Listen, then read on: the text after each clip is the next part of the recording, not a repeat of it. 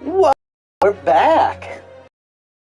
2-week trip to everywhere, and now I spent the day with my parents. They're watching TV in the other room, packing up. We are continuing and or ending this case. We don't know how long there's left. And I don't think we got that far in the trial, so... Oh god, okay, so we better look at what she said here. The special exhibit in the House of Horrors is based on a rumor that shocked society in London. An impression of the visage was directly taken from the corpse, in accordance with Tuspel's family principles. I enlisted the aid of the gravedigger and created the mold for the head in the cemetery just before the interment.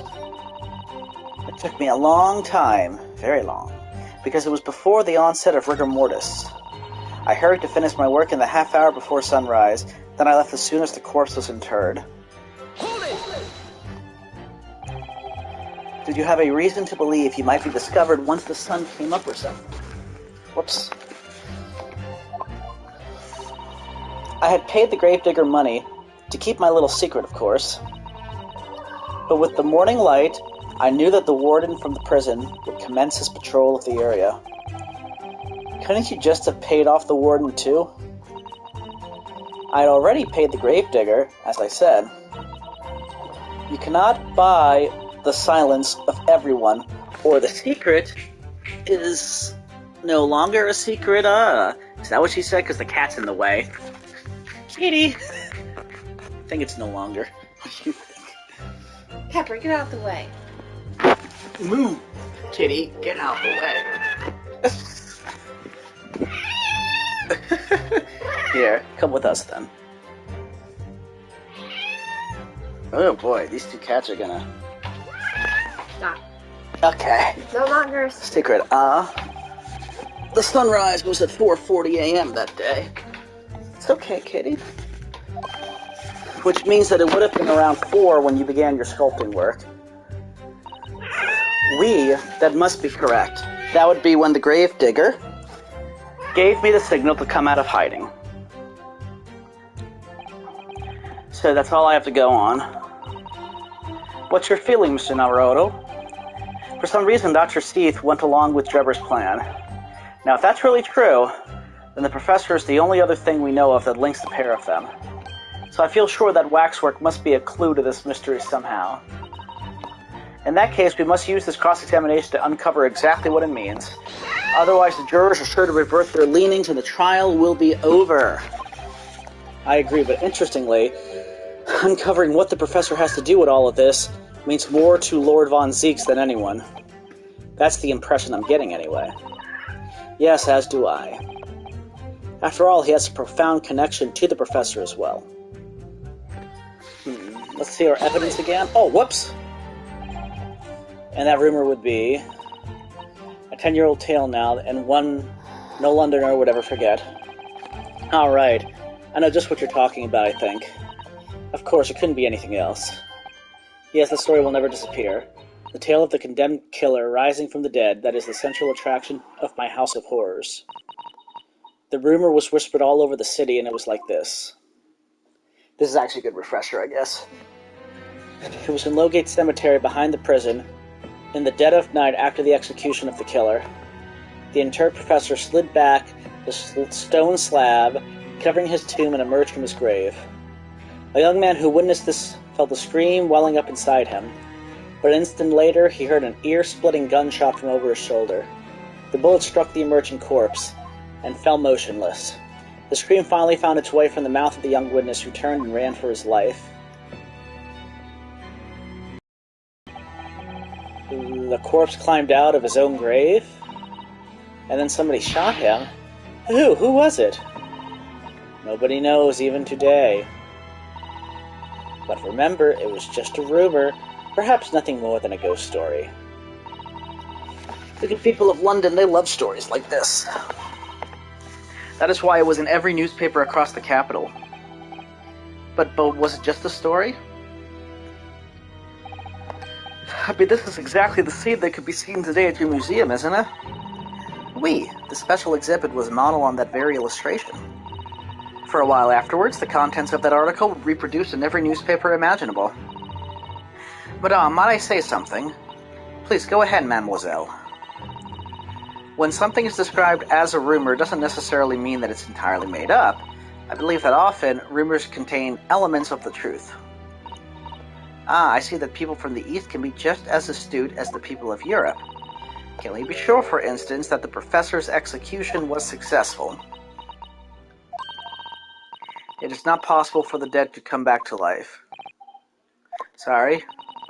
10 years ago, I was there in Lowgate Cemetery, after the criminal known as the Professor was killed by hanging. I took a wax impression of his visage from the corpse just before it was interred.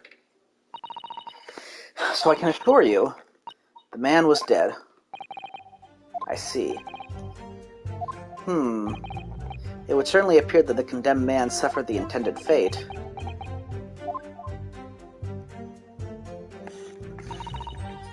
Okay, let's see what we have. Look at the article. But look, Odie Osmond is the person who drew it. Isn't that who was killed today? Yeah, wait a minute.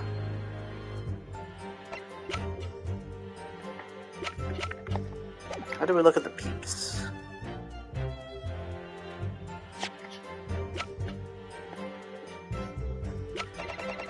I think you're right. Return to the Dead Knight local cemetery, Mad Chief Rampage, Charles Darwin to receive Copley Medal, The Great Stinct.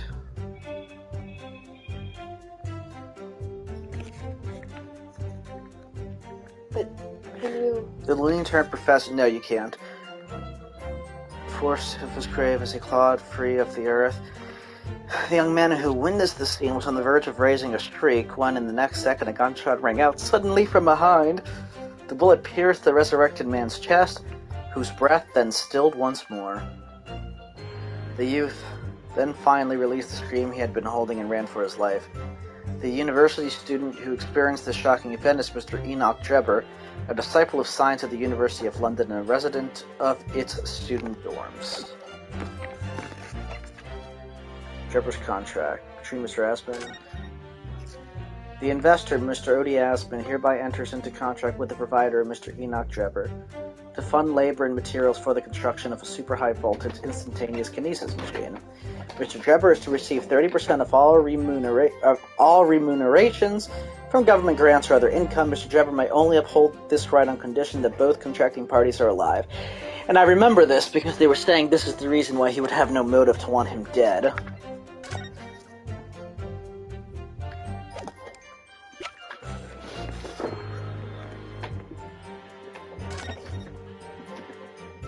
Death by hanging confirmed in midnight, June 17th. But her maiden name is Stevens. Yeah.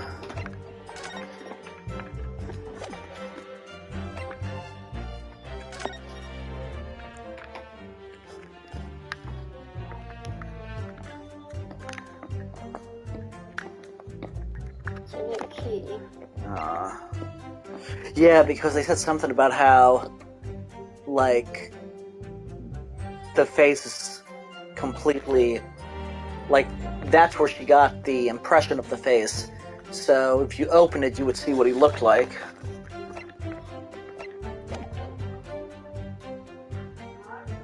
Yeah? Yeah, I'm pretty sure I put them, oh, here they are. One second.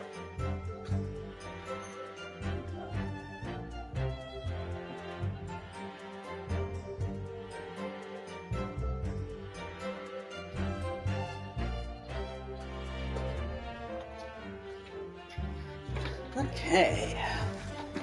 Hey, Kitty.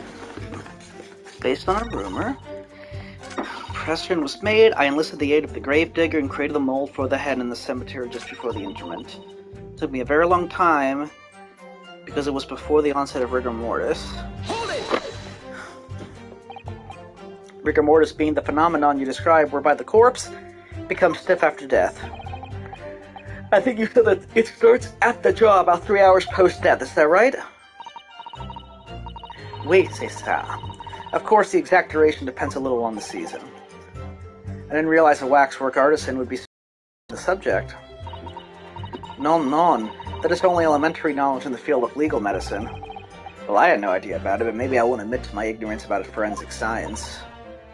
I could ask my father to give you a very simple primer if you like. I think corpses should be your domain. I'm not good with them. Oh dear, I'll do my very best. I hurried to finish my work in the half hour before sunrise, then I left as soon as the corpse was interred.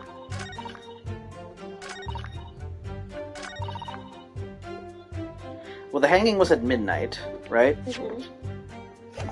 So she started at 4 o'clock in the morning. He should have already been in rigor. Yeah. And then she finished my work in the half hour before sunrise. So she finished about 4:30 because the sun came up at 4:40. Yeah. Is that what it was? It came up at 4:40? Mm-hmm. Yeah, because this was midnight. So from 4 to 4:30, she was working on him. So he should have already had rigor set in. So the timing lines up? It does not, because he should have been starting to be stiff, and that's what took her so long, is that he wasn't stiff.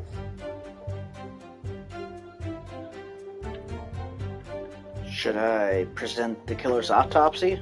So I heard you finish her work in a half hour, then I felt like as soon as the corpse was interred. Like, I don't know, maybe I'm getting the timing wrong. I know this was in June, so the sun should rise earlier then. Right. But, I don't know, for some reason it seems like she should have been done well before sunrise. Or am I wrong? Okay, so he got hung at 12. Right. Right? She shows up at 4. I don't know why she took so long until 4. Because if he had died, he should have already started in rigor.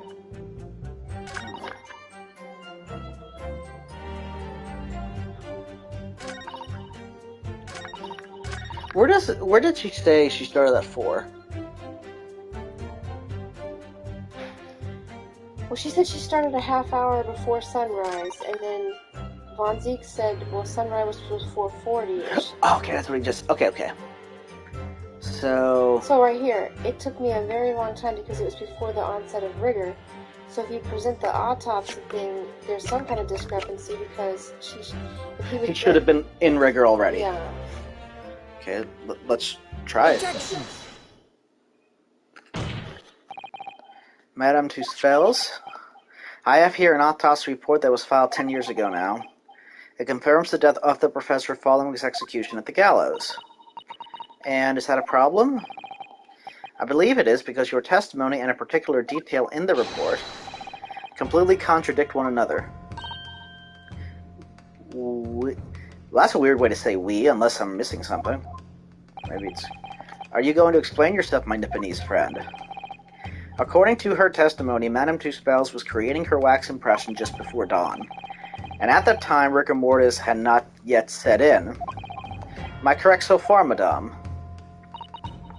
You are, yes. As I said, the stiffening of the jaw is the first sign of rigor mortis 2 to 3 hours after death. But the man's chin was limp, so he cannot have been dead for a long time. But on the other hand, if you look at Dr. Seith's report, it quite clearly states the following. Death by hanging confirmed at midnight, June 17th. This was actually a pretty cool contradiction. You have to think about this one. Right. No, I'm just saying. It's just like... I actually feel good about figuring that one out. With you, of course. If the professor indeed died at midnight that day, then by the time you were sculpting his face, rigor mortis would have already set in. Yes, you are right. The chin would have been completely stiff. In other words, this report is wrong. Objection! Either the report's wrong or she's lying, but I have a feeling she may be telling the truth. No coroner makes mistakes when recording the time of death. The very idea is absurd. Yeah, but the coroner didn't know that someone was going to go cast his face either. That's right. In that case, there's only one possible conclusion. The execution didn't actually take place at the stated time. Impossible! He always seems like he's having a heart attack when he does that. Order, order. Council, this is beyond folly. Not only do you indict the author of the report, Dr. Scythe, but you also implicate members of the staff at Barclay Prison, where the execution took place. By heck, extraordinary. Not in my day. My Lord Fred appears to have overlooked one very crucial fact. What fact? The professor died that night without question. He did, of course he did. I moved the man's limp jaw with my own hands. There was no... Yes, the professor died that night, but what if he didn't die at the gallows? Didn't die at... Are you insane? What exactly are you suggesting did happen in that case? It's almost impossible to believe, but it would explain the link between Dr. Scythe, the professor, and that one other person of interest. I have evidence that will explain exactly what I'm suggesting happened that night. Council, present the evidence at once. The evidence that allegedly explains what really happened on the night of the professor's execution.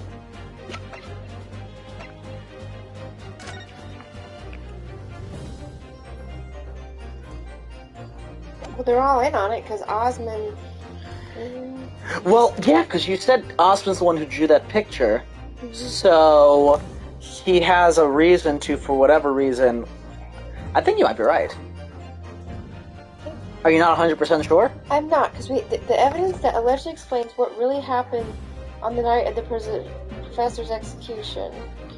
I mean, it's all a hoax, right? I think. Okay. They're all in on it. Yeah, I mean... Let's try it. Maybe it's not right, but let's try it. I think it's right. What happened that night is written very plainly in this newspaper article. Executed criminal returns in the dead of night at a local cemetery. You're suggesting it was a corpse coming back from the dead now? Well, if this article is to be believed, yes, the professor, assumed dead following his execution, emerged from his grave and was killed again. Don't be a fool, that's simply a rumor published by the gutter press. Can you be certain of that? Are you serious? The point is, as the article says, there was a witness to what happened. My word, yes indeed. Oui!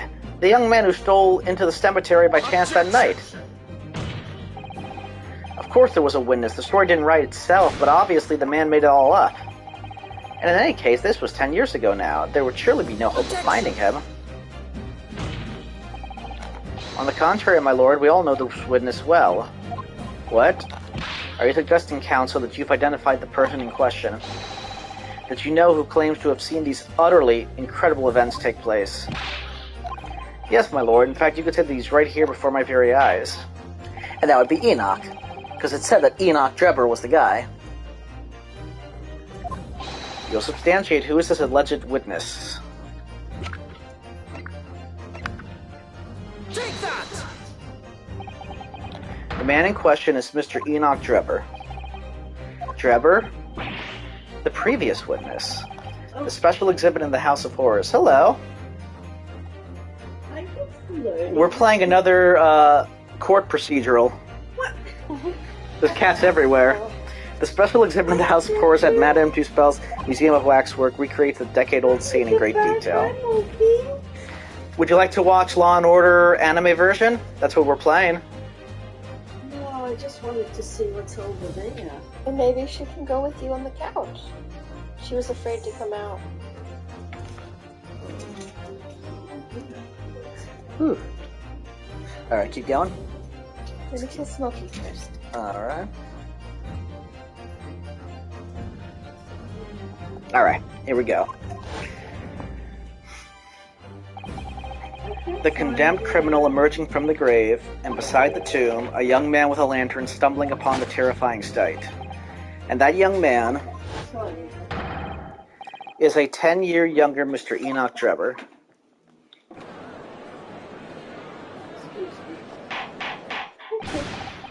Order, order, order. Surely not, counsel.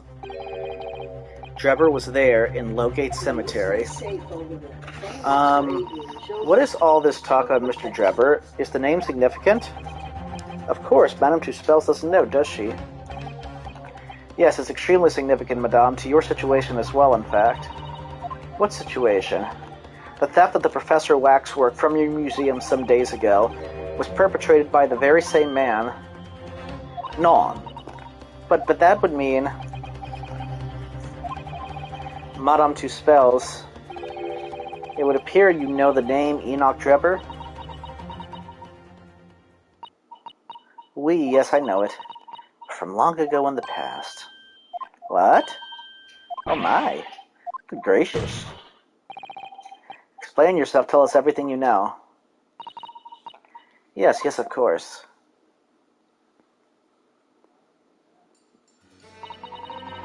The story of the young man and the terrible sight he witnessed in the cemetery 10 years ago, bless you, was published in every single newspaper in London and throughout Great Britain. However, in all of the articles, the witness was simply described as a certain young man. No details were published about his identity, his name was never revealed. That is, apart from in one newspaper. The Daily Circus. It is a paper from which comes the article I have already shown the court. You're saying that his full name was only publicized in that article? Goodness me, yes, here it is. The university student who experienced this shocking event is Mr. Enoch Drebber, a disciple of science at the University of London and a resident of its student dorms. Unbelievable. When I read the article, I went to meet with the man. His discovery of the condemned criminal coming back to life in the cemetery in the dead of night would make a perfect exhibit for my House of Horrors, whether it was the truth or not. Mr. Drebber to order to sculpt a waxwork of the man, did you? Exactamente. He was studying science at the University of London in those days. He was just a poor student. I paid him £5 to model for the waxwork. And since that time, it has been in my museum to recreate the scene of terror from the cemetery.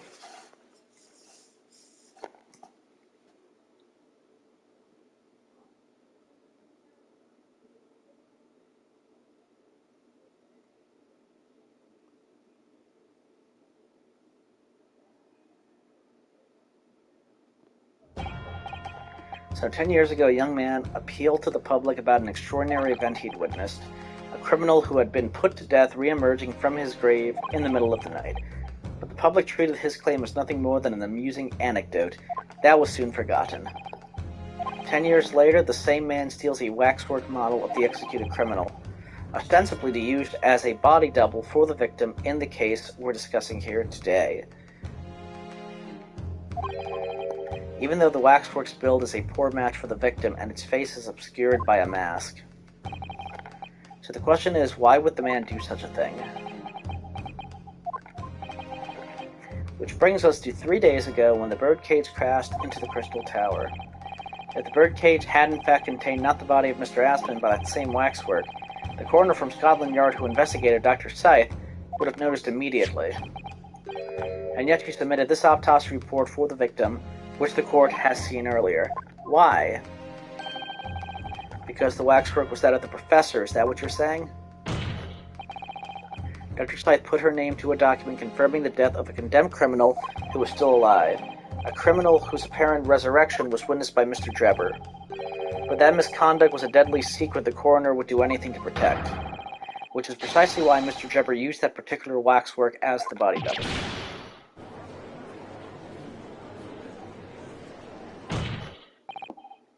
My lord, this court must summon Dr. Scythe to the stand. So let me read that again. She put her name to the document confirming the death of a condemned criminal who was still alive. Mr. Drebber witnessed that.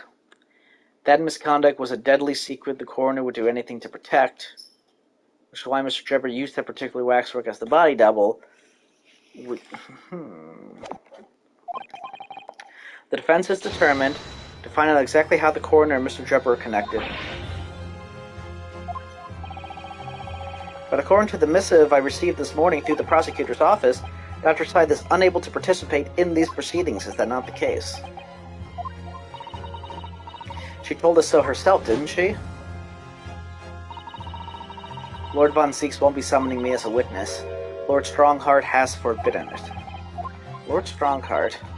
The Pandora's box you were warned about is the Professor case.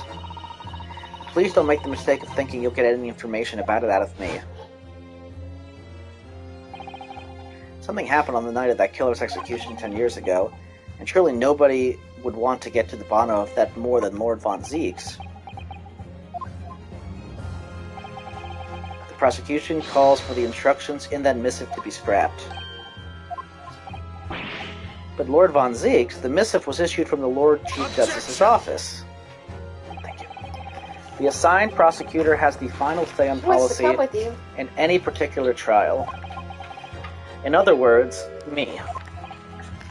Yes. Enoch Drebber and Dr. Scythe both take the stand together. Uh-oh. Order, order, order. Very well, I will uphold your request. Bailiff, send a subpoena with immediate effect addressed to Dr. Scythe of the Forensic Investigation Team. The woman is compelled to attend on Her Majesty's orders. Alright then, Enoch Drebber and Dr. Scythe. If they weren't colluding with one another, this crime could never have been committed. I'm just a stone's throw away, I can feel it. The truth behind all of this is about to come out.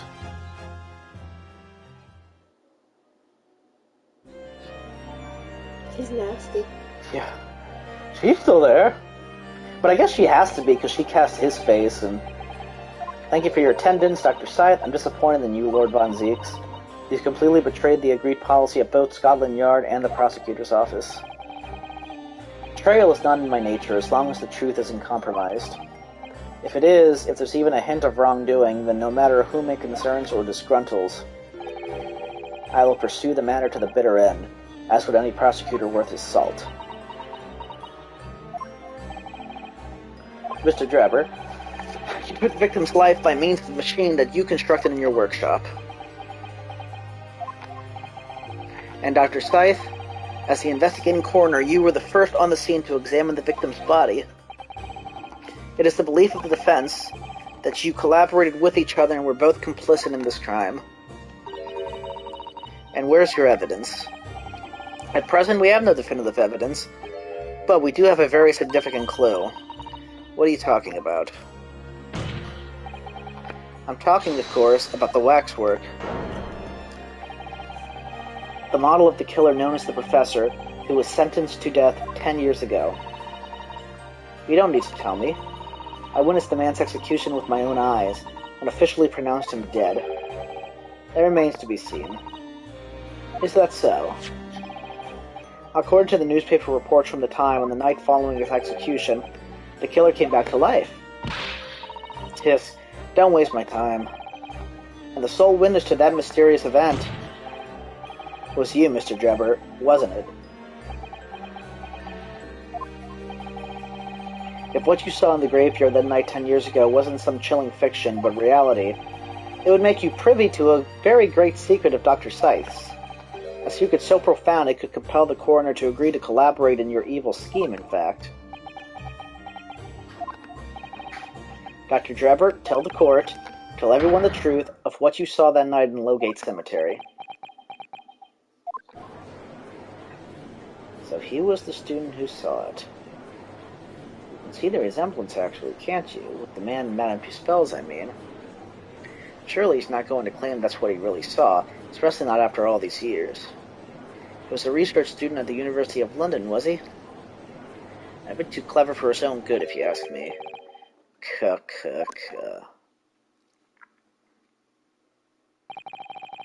What an interesting twist. When at the time, not one person would take me seriously. Yet now here we are 10 years later, and suddenly my story matters, and in a court of law, too.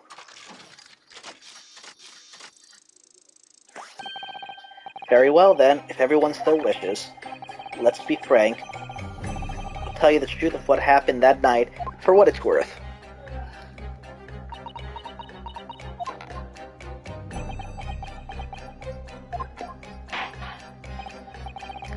So, Mr. Drebber, your testimony, please, about the events of that night 10 years ago. You will tell the court exactly what you stumbled across in Lowgate Cemetery. Yes, of course, as you wish.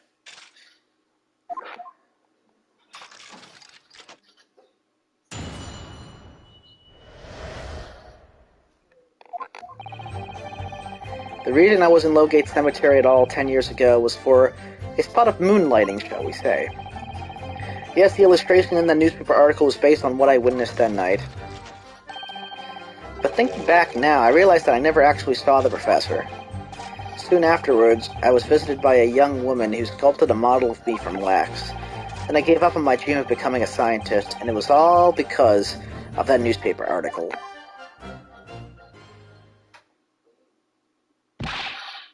Wait a minute. You're claiming you didn't actually see the professor now? Of course, you'd have to have a screw loose if you believe a corpse could come back from the dead. But so you're saying this article is not worth the paper it's printed on? I think that would describe it perfectly, yes. I forgot, he has like random words pop up in orange. If the details in the article aren't true, it nullifies your argument for why Mr. Trevor and Dr. Scythe would have been working together. So he's discrediting himself to cripple my argument. Tell me, witness, you claim to have been in the cemetery on some auxiliary business. Can you elaborate? That's right, grave robbing to be precise. Yep. As you know, Lowgate Cemetery is at the rear of Barclay Prison. So among students at the university, it had a reputation for being haunted by the ghosts of condemned convicts. Grave robbing, you say? Yes, exhuming fresh corpse to sell is reasonably lucrative. Of course, I never laid a finger in any valuables buried with the dead. So you were one of the so-called resurrectionists, a particularly unpleasant scourge on society. Actually, my fellows and I went by another name, the Repurposers. The Repurposers. That is quite beyond the pale. You would invite divine retribution, sir. Yes, well, I think I suffered retribution enough. The Daily Circus eventually unearthed my name and put it in print. It caused me a great many headaches. In the end, I had to leave the university. That was the only paper with the bad grades to identify me unambiguously, I might add. I see. Out of interest, who drew the illustration for this article? Ah yes, that was the reporter who exposed me. He sketched that right in front of me as I described the scene. It's Osmond. Yeah. Obviously, as time ticked on, I bitterly regretted what I'd done, claiming to have seen something I never truly saw. Foolish. Very foolish. Well, counsel for the defense, you may proceed to the cross-examination now. At once, my lord.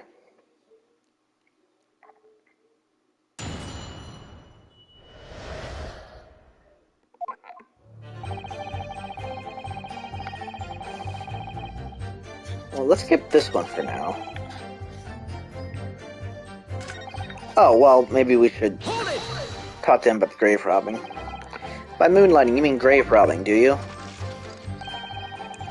Surely you only need to look at the graveyard scene and my appearance to gauge the answer to that? The lantern and spade. But who on earth would want to buy a dead body? Any major hospital? A hospital? In order to better understand the human body, the study of anatomy is crucial to medical science. But there isn't a hospital in the world that has enough specimens to work with, though obviously they can't openly express an interest in obtaining more by dubious means. As aspiring scientists, we young research students had no money to work with, as I'm sure you can imagine, so we made surreptitious arrangements, there we go, with a hospital via some of our medical student acquaintances. We would never take anything of value from the graves. This was all for the furtherance of science, you see. That's what we all told ourselves every time we stole into the graveyard at night, spade in hand.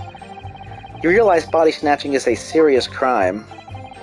If you were caught, you could expect the gravest of consequences. We students were caught between the hammer and the anvil. We needed funds for research. Professor Harebrain said exactly the same. I'm quite speechless at the apparent levity with which you've revealed this abhorrent behavior. Well, if you wanted to know why I was there at Lowgate Cemetery, that's the reason. But I never expected it to end the way it did. That I regret to this day.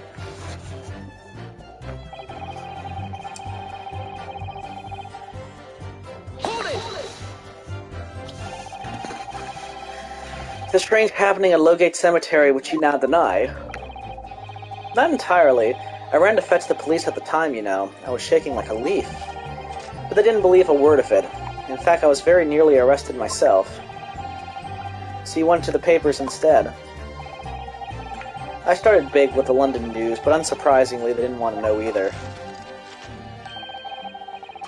In the end, though, it was reporters from Gossip Rags, the gutter press, that came to get my story. And it spread like the plague through the capital as gossip-hungry Londoners lapped up the tale. The story was in every single paper at the time, with the exception of some broadsheets. And yet only 2 or 3 of them actually interviewed me personally. Most of the accounts turned out to be very interpretive ghost stories. What about the article in the Daily Circus? That particular journalist found me at my dormitory. I don't know how, but he discovered my name. So I recounted to him exactly what had happened that night. And from your description, he drew this illustration. Precisely, that's how I learned that the condemned man was the infamous professor, because the reporter told me so. I had no idea myself, you see. Newspaper reporters are wont to snoop around in matters that don't concern them. So the scene portrayed in the illustration is accurate, then? Well, thinking back now, I realize that I never actually saw the professor at all, though. What are you talking about? I think I explained already, didn't I? Lowgate Cemetery is at the rear of Barclay Prison, so it was renowned among us students at the university for being haunted by the ghosts of condemned convicts. For some absurd reason, I was scared of the graveyard at night, and as a result, only too willing to believe that nonsense about the dead coming back to life. But you said you actually saw it. I said what I'd seen in my mind's eye. After all, resurrection is impossible, isn't it? You'd have to be unhinged to think otherwise. Unless, of course, you have some evidence that proves I encountered the professor that night. I don't know. Is there any material evidence that could show he really did see the professor? Well, if anything at all, Mr. Naruhodo, I know I need to present it against that irritatingly backtracking statement of his. The point is, that night was a pivotal moment in my life. So, with him not seeing it, that we may have to contradict. Visited by a young woman, and that was 2 spells. That young woman being Madame 2 Spells, of course. Precisely. I must say I didn't expect to run into her again like this 10 years later. As I have explained, I went by the name published in the article, and comme ça, I found the man. I guess that's how it's pronounced, I don't know. Yes, the article in the Daily Circus, I think you said. I was a poor student with barely a penny to my name at the time. And the young lady put £5 in front of me. So you readily consented to having a waxwork of yourself made and gave permission for it to be put on display. I did. I should sell what little I had to sell, I concluded. Ah, oui, I remember now. I purchased something else from you that day, n'est-ce pas?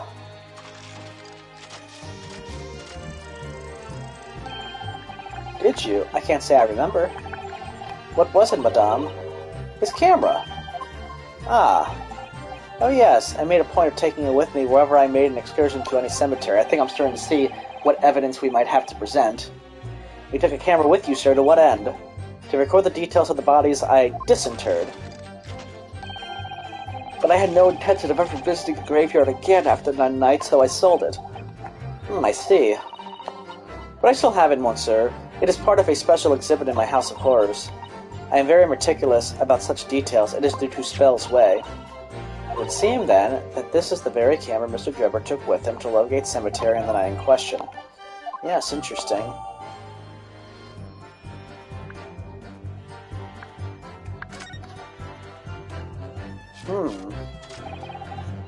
Maybe that's what we have to present, then, because now we know it was with him, so we have to get the picture.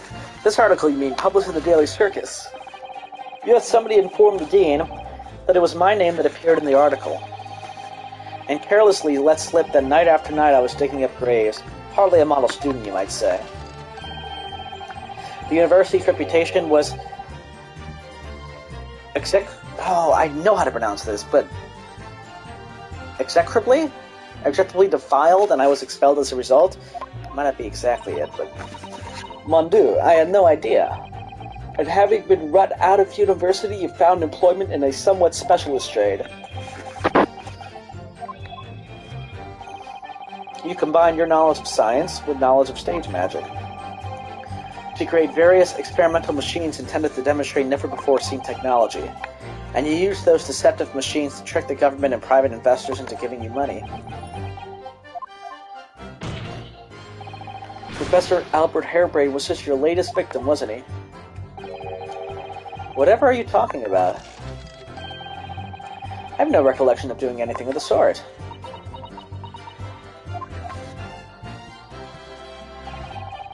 What's Dripper up to? Why would he suddenly change his tune and recant his claim? I wonder if perhaps it's because his circumstances have changed now.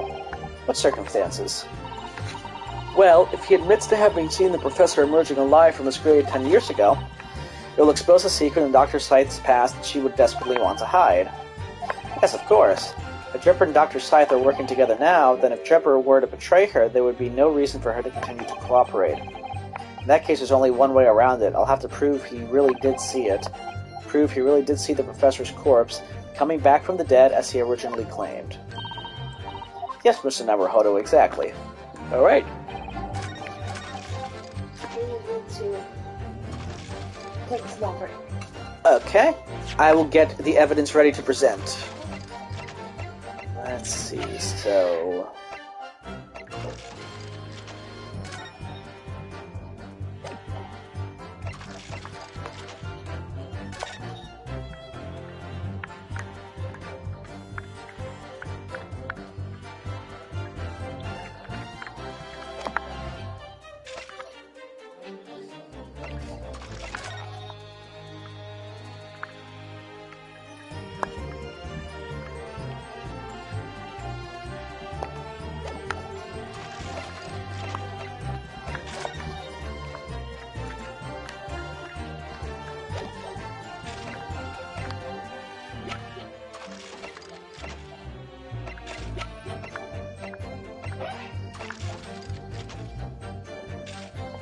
Enjoy your drink of water?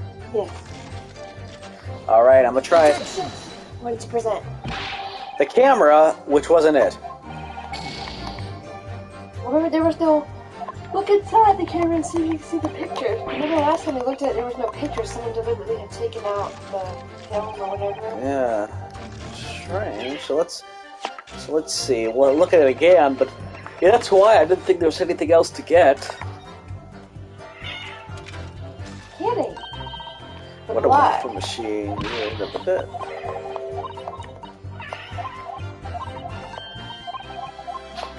I don't know why that's not in the description. What is it? On the bellows just there seems to be very dark red stains. Yes, you're right. It looks like blood, actually. Oh my. I'm sure it's not what you're thinking. Ha ha ha ha. Sergeant Pepper, come here.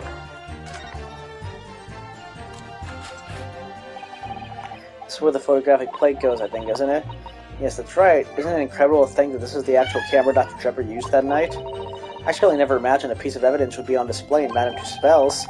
She's very keen on everything being as true to life as possible, though, isn't it? Isn't she? So the fact that somebody took that out means there's something that they didn't want somebody to see. Yeah, but the thing is, we already knew that.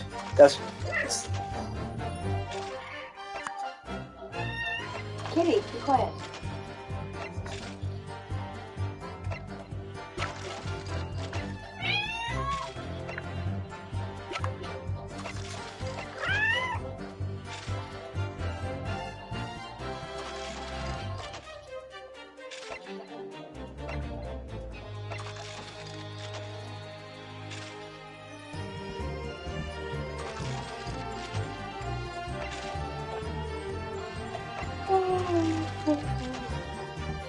What? No yawning.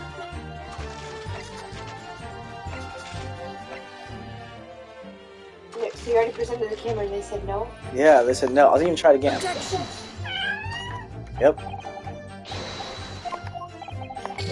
And I would have to overrule your objection. The defense would have to accept the penalty. Alright, what's our pieces of evidence? We have to prove that he actually saw it, right? Right. Unless, hold on a sec. Let's press him again on this. Okay. Because maybe it's going to ask us to present something. I hate it when it does that.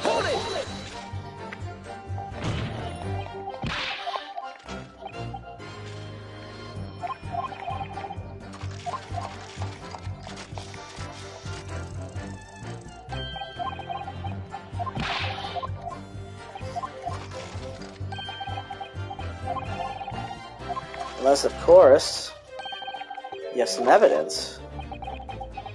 When he says, when you have some evidence, would that be the camera then? Well,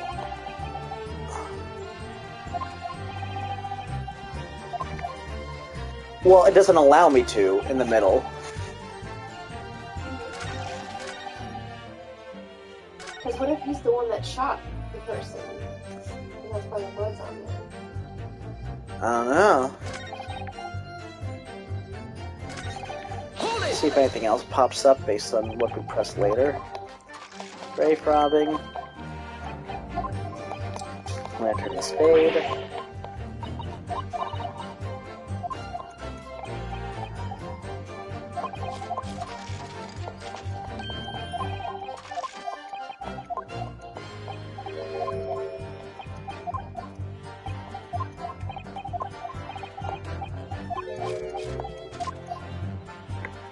Nothing new there. Hold it!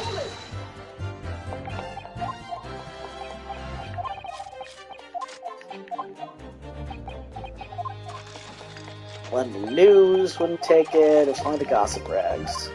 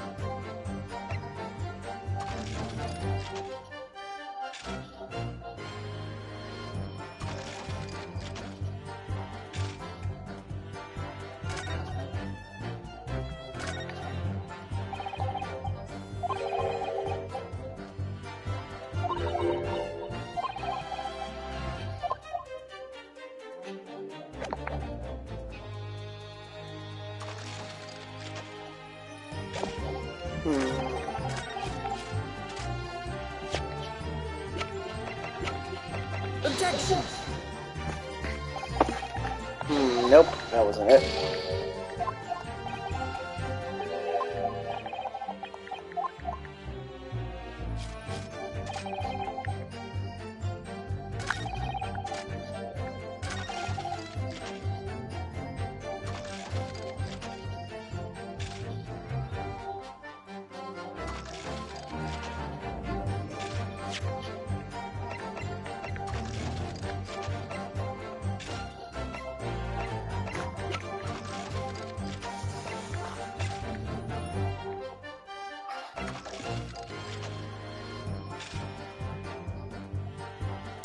What about the head that was found in his apartment? This? Yeah. If you didn't see him, why would you know? Why would you want to take that? Objection! Take a guess. Hmm. Because we found that in his apartment.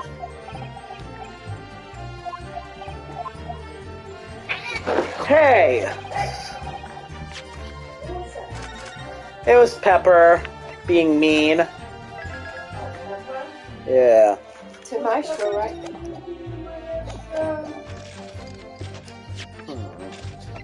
Don't be mean.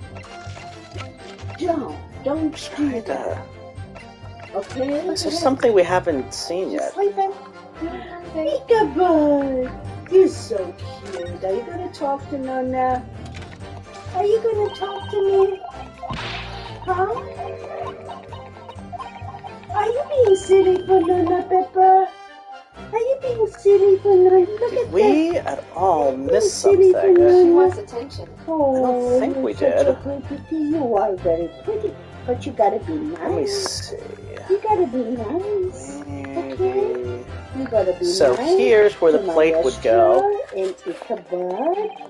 And Let me see, that's right. Isn't it incredible? And Madame Smokey. Tussauds. Nothing there. So, okay, so we didn't miss anything there. Yeah. We didn't miss anything up Yeah. here. Good, Hey, good, good, good. speak with inner thoughts, mums. That's my inner thought to you. Yeah, of course. Pepper. So I don't think we are missing anything. So I don't know what it is. No, what I'm saying is we're streaming, so we can hear the audio. People, anybody who wants to watch this, here's your talking. Yeah, So I should create. yeah. We're in a very dramatic moment, and you're loving the cat, which by itself is She cute, wants but me to love her. yeah, sure she does. And Ichabod, I need to get over there because I think I have PJs there that I can wear. Yes, you're a good girl. You're such a good girl. I'm She gonna go wants put. to be. I'm gonna go put the piece away. I don't Because know. Martha's gonna steal it from me. Hey, back now. I realize I never saw the professor. Objection! What? The contract? Oh. So I'm sure, but I don't believe that. Don't believe what?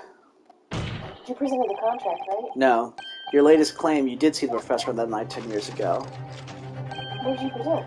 Oh dear, we seem to be at odds, but I was there and you were not. I know what I didn't see. The illustration with this article was drawn based upon what you told the journalist that you witnessed.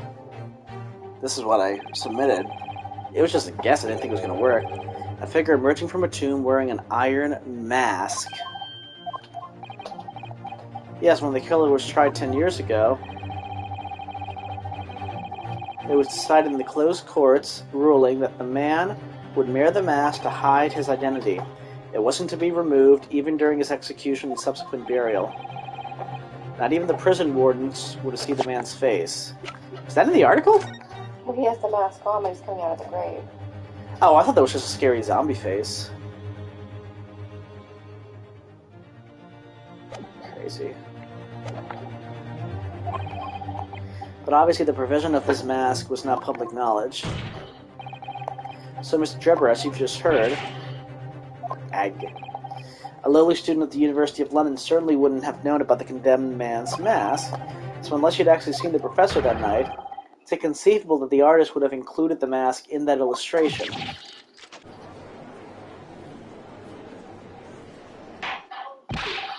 Order, order. Well, Mr. Drebber?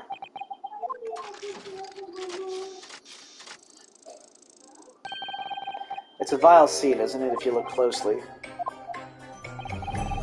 And as I've already been at pains to point out, I was utterly petrified, which is why I had it in my head that I'd seen such a blood-curdling sight. But afterwards I came to my senses and realized that I'd been mistaken. You're still saying you didn't see it. If you're stubbornly sticking to that story, witness, then amend your testimony to explain exactly how you think your eyes deceived you. Of course, only too happy to oblige. I can't believe he's still not going to concede the point.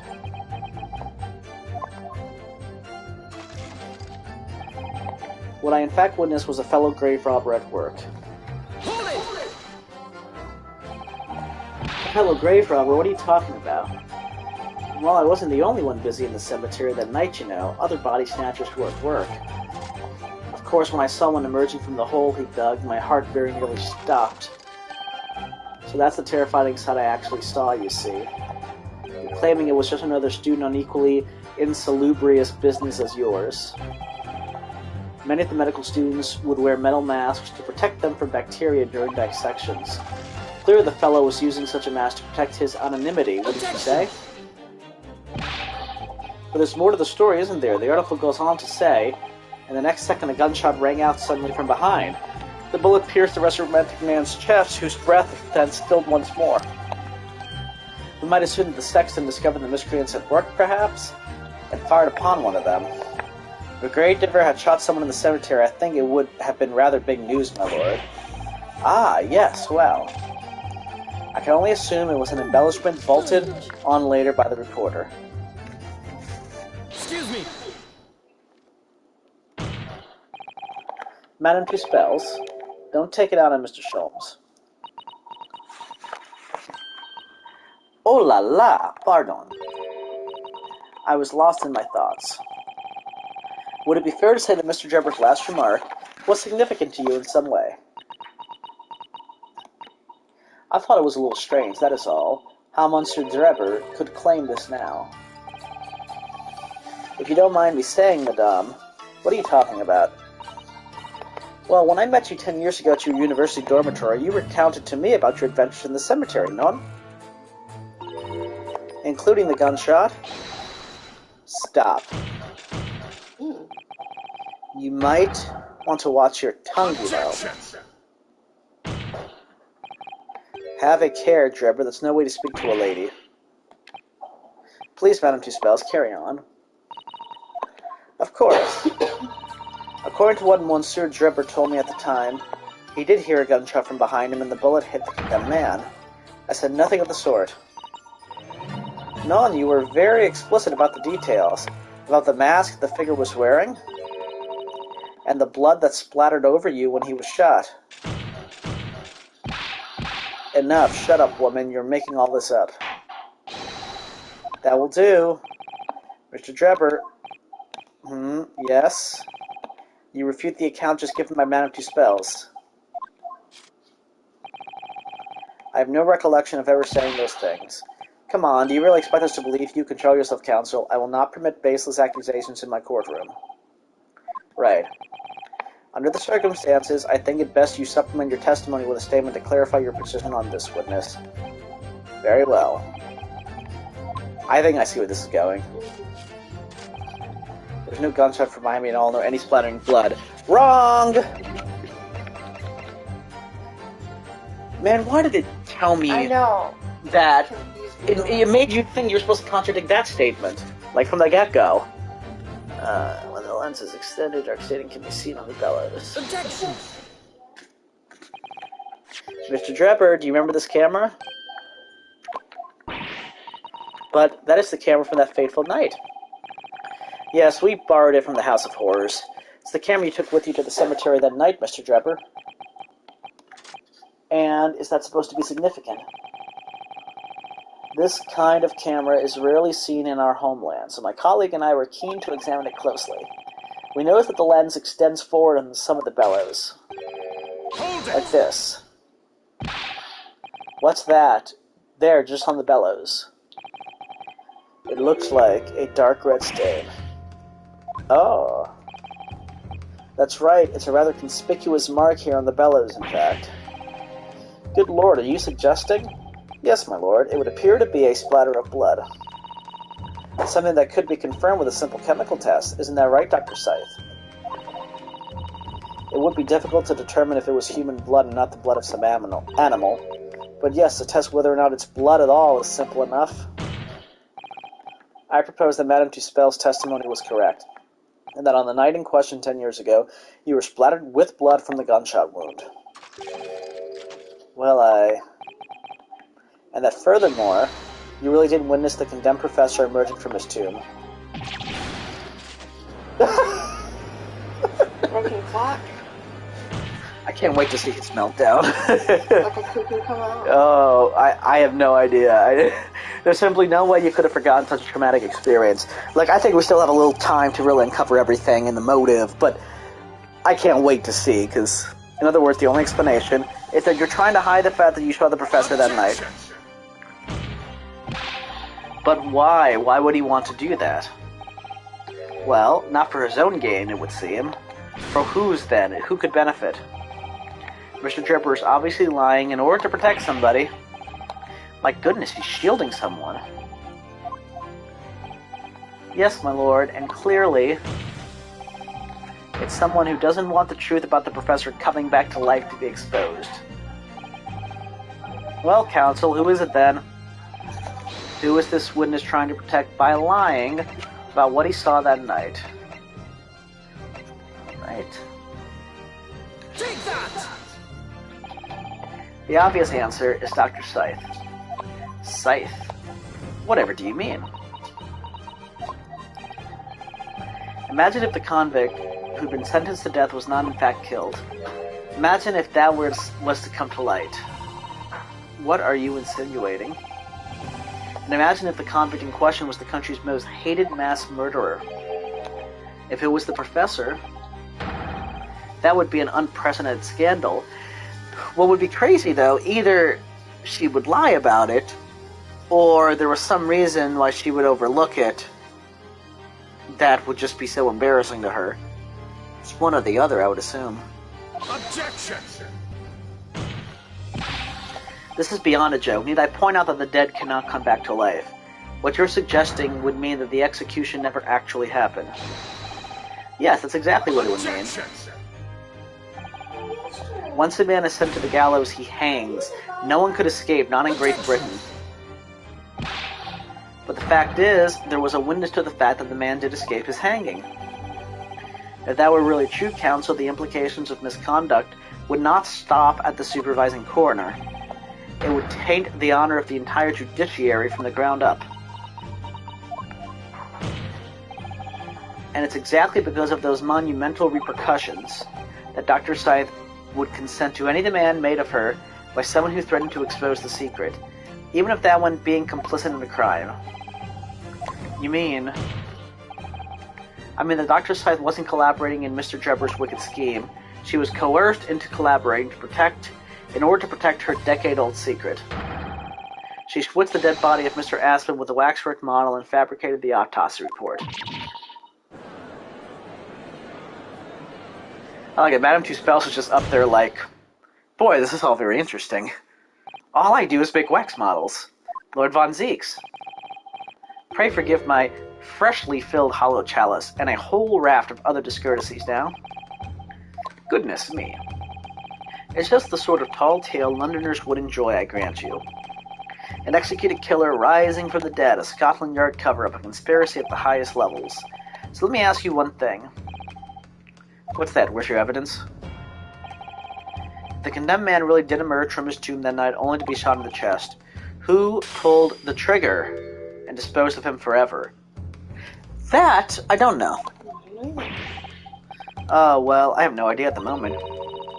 We have too little information to work that out at present, I think. I couldn't agree more. The Old Bailey is no place for wild fantasies.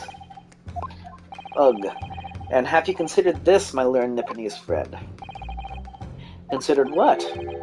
Do you realize just what a dangerous endeavor it would be to coerce this woman into such criminal activity? It's tantamount to declaring war on the entire British police force and judiciary. Quite hard to imagine any sum of money being offered for research could warrant it.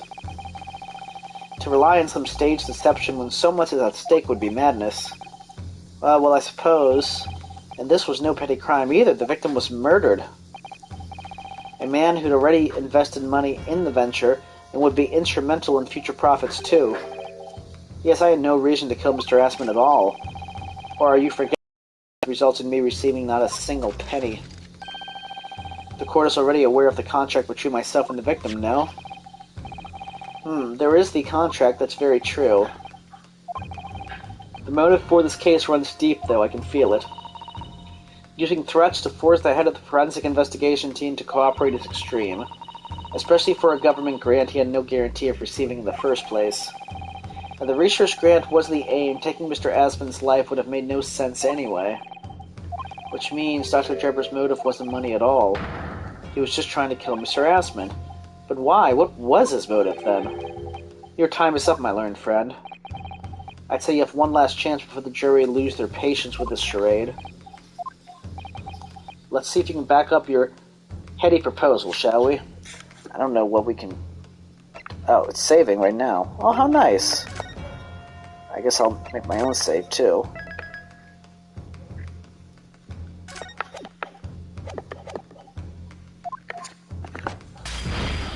I like how he backs up because he has a...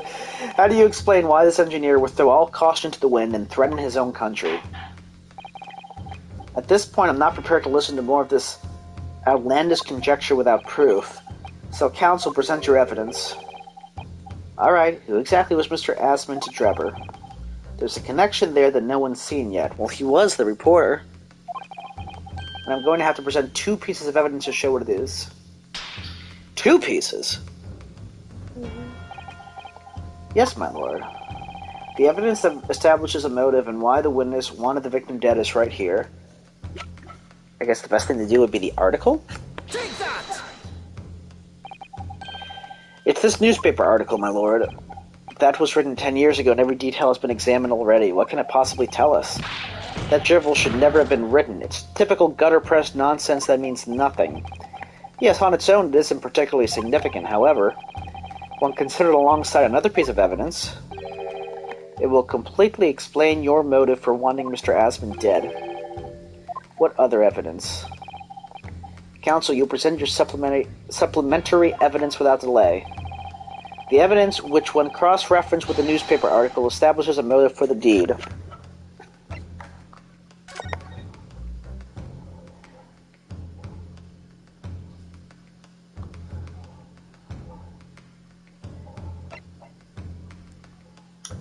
I wonder if he traced the signature off of the newspaper.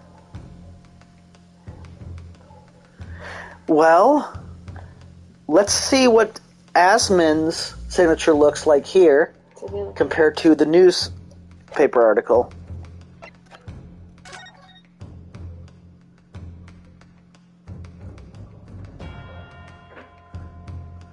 Let's see. But what were they asking? What supplementary evidence would show establishes a motive?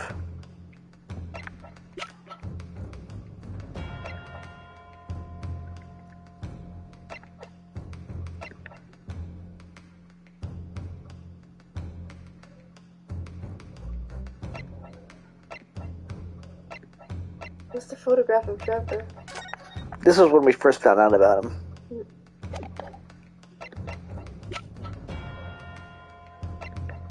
What's the other odds of newspaper? Oh, just about the Great Exhibition. And this was the Reaper being attacked.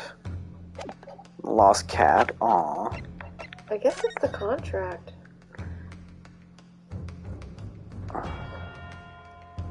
Is that the same?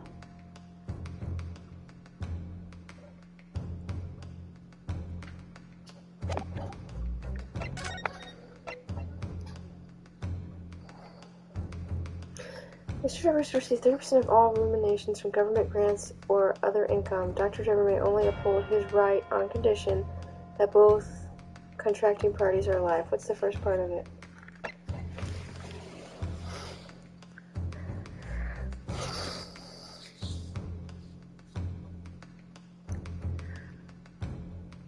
I mean, based on what I'm reading, I don't see how this would supplement the newspaper article. Right. I mean, definitely, we got the newspaper article. Right. And I thought it was just the fact that he was the reporter.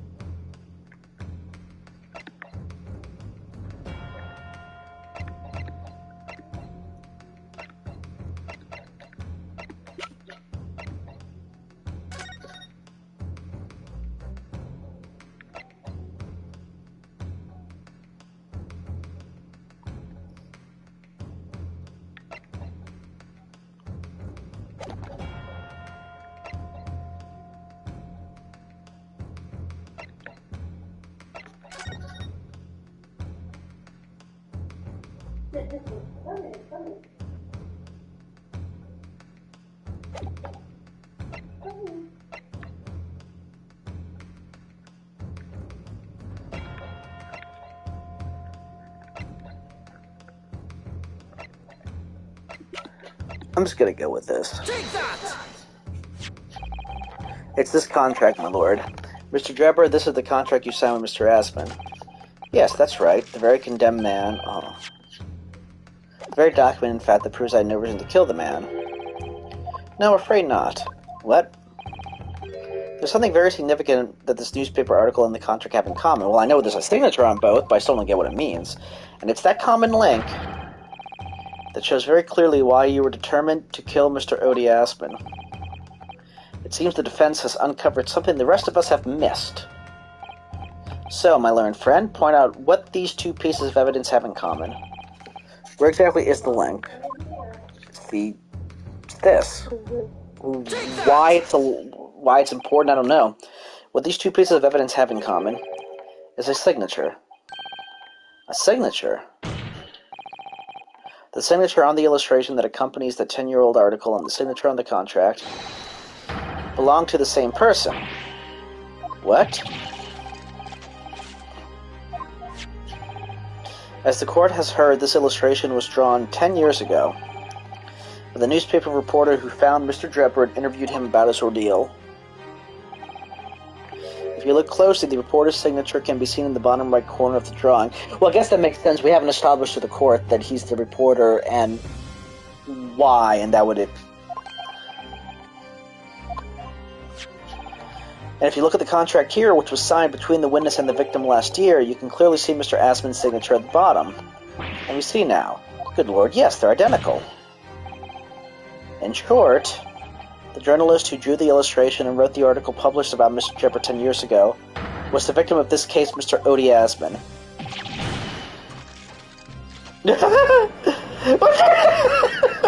Objection!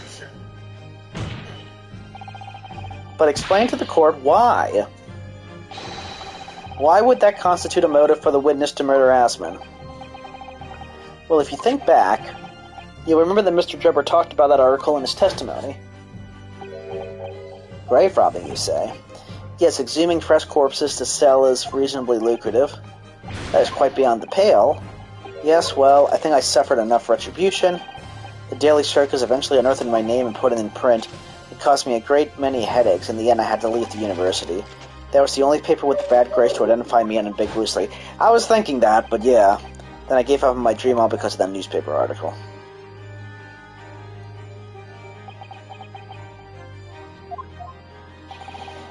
At the time, you were a student of the University of London who dreamt of becoming a scientist. However, this single newspaper article changed your entire life. So Mr. Aspen used to be a newspaper journalist, did he? He did, my lord.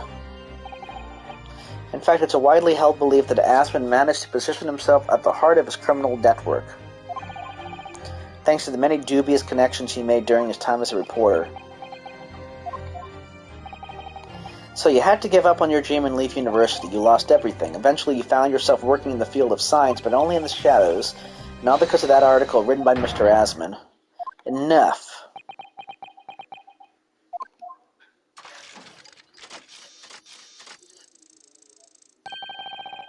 Stop this endless drivel about my life. What? Explain yourself, Mr. Drebber. Yes, it's true. I had to leave the university as a result of that article. But it was just the straw that broke the camel's back. What do you mean? Almost every student of science in the faculty was too poor to actually conduct any research. But they struggled on with their hypotheses anyway. We all did, only to have them taken by vultures. Sooner or later, you knew your ideas would be stolen and patented by some wretch or other, after all. Good gracious. Making a name for yourself as a scientist in a climate like that was a miracle only a select few geniuses could ever hope to achieve. Personally, I wasn't one of those geniuses, so it was hardly a wrench. Being forced out of the university because of Lowgate was the best thing that could have happened to me. Mr. Drebber, do you genuinely believe that? Of course I do. Who's better placed to know whether or not I possess a talent for science than me? I'm sorry to say that your words don't ring true at all. How dare you? And I have evidence to prove it. How are you in a position to say anything about me? I don't know you from Adam. Fine, if you think you have evidence, go ahead, show it. I know what evidence. What could you possibly have to disprove the idea that I was happy to leave university because I lacked talent? This. Is that the trophy? Take that! And it's a prestigious award. You remember this, Mr. Drebber? We found it at your workshop. Is that a Royal Society trophy for excellence in science? What exactly is this trophy, Counsel? It's the greatest honor that can be bestowed on a young scientist, my lord. There is no higher accolade. It recognizes emerging talent and promises a bright future. Good gracious. Your prospects for the future were excellent, weren't they, Mr. Drebber? Because even then you were a genius in your field. But you lost everything. You had no more future. Your talents would go to waste. All as a result of this one newspaper article. I don't know when you realized who Mr. Asman was, but when it dawned on you that he was the same journalist who 10 years ago ruined your life, it's abundantly clear that you had no intention of forgiving the man.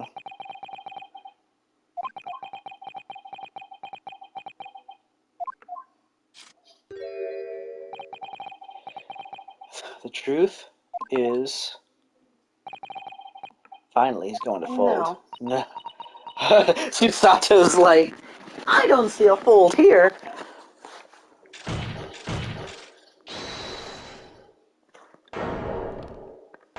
Who the heck?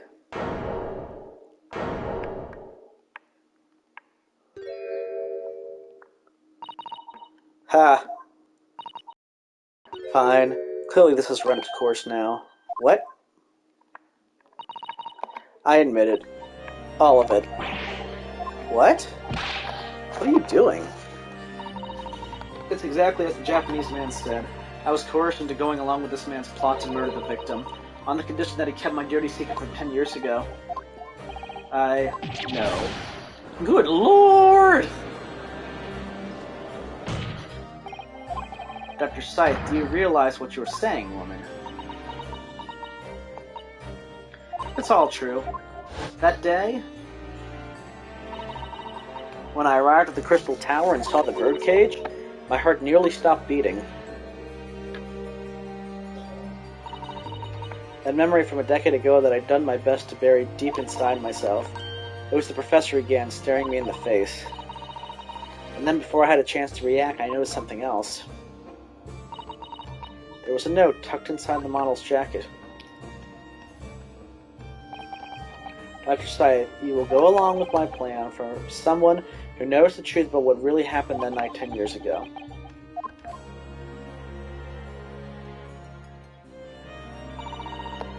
All the instructions were there in the note. Every detail was meticulously written out. I had no choice but to do what it said. I made the necessary alterations to the scene and fabricated the autopsy report as instructed. There was really no other choice. It had to be done to protect the judiciary. I can only apologize now.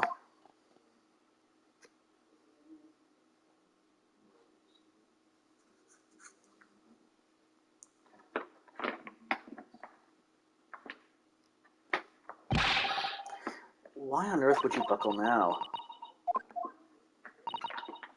Well, there's no point trying to hide that anymore, is there? I would have done anything to stop it coming out, even collaborating in the murder. But the great lie about that execution 10 years ago has been exposed. Whatever happened, I'm finished. So then, Mr. Drebber, what do you say to that? Your accomplice has admitted everything. Surely it goes without saying. You admit your part in it too, then? No. I admit nothing. At all. What? Have you forgotten that the Kinesis machine was ripped to shreds by an explosion? Short of me admitting to a crime, there's surely no possible way for you to prove I did anything wrong. No! Order, order, order. Whatever this man says, I admit everything. He threatened to expose my secret, so I went along with his plan. And Lord Von Zieks? Yes? I hope you'll accept my apologies. What happens next is in your hands, of course. I have heard more than enough now. I hereby present the final findings of this court. This trial is not the proper forum in which to pursue the alleged wrongdoings of Mr. Drebber. The defendant is Professor Albert Harebrain. Very true, it had slipped my mind. Isn't he one of your closest friends? As the court has heard, Dr. Scythe has admitted to the allegations brought by the defense, thereby absolving the defendant of any possible guilt. That's interesting.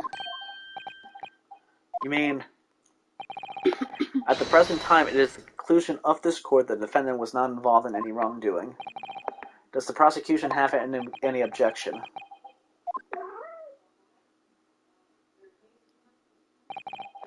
None, my lord. Oh, congratulations, Mr. Naruhodo. You've proved Professor Harebrain's innocence. Without further ado, then, the adjudication.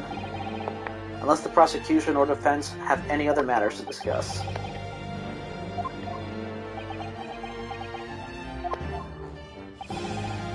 I don't know, this doesn't feel quite... Yeah, I know, it doesn't! Why did Dr. Scythe suddenly admit to it like that? Is everything alright, Mr. Naruhodo? Like you said before, the way the trial is set to end now, the judge will certainly deliver a verdict of not guilty. Yeah, we're not going to find out what she did. Yeah, like we don't know why the heck she either made a mistake, like it doesn't make any sense. But is that really what we want? What the defense should be pushing for right now? Further testimony. Yeah. Objection! The defense objects to the trial ending at this time, my lord. I beg your pardon? We demand one final testimony.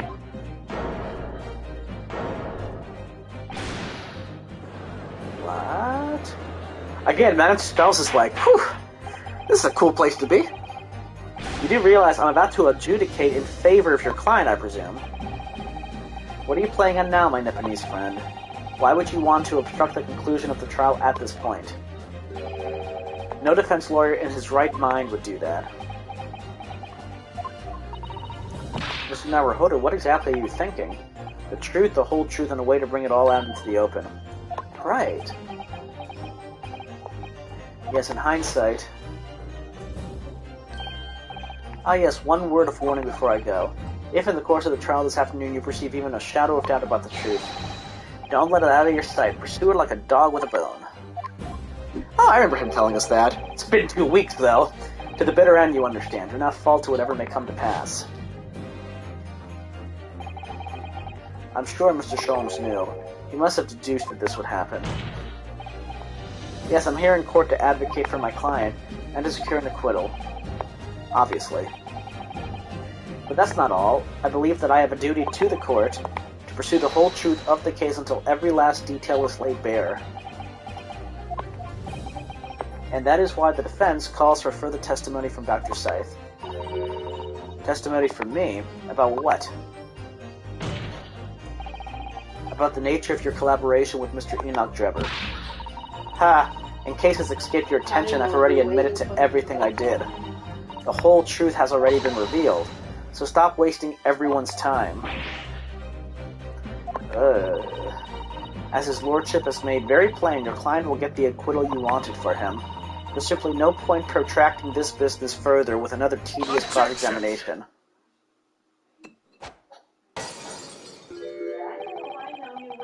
Pray forgive my careless handling of that hallowed bottle. I slipped. That's what you call it. What is your objection, Lord Von Zieks? The prosecution also calls for supplementary testimony from the witness. Don't be stupid.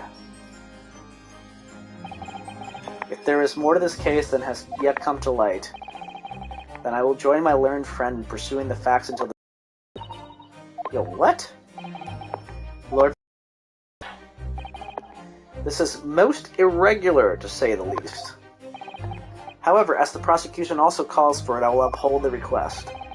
Dr. Scythe, you will testify for the court explaining the full extent of your involvement in the murder apparently committed by Mr. Drebber. Aye, very well.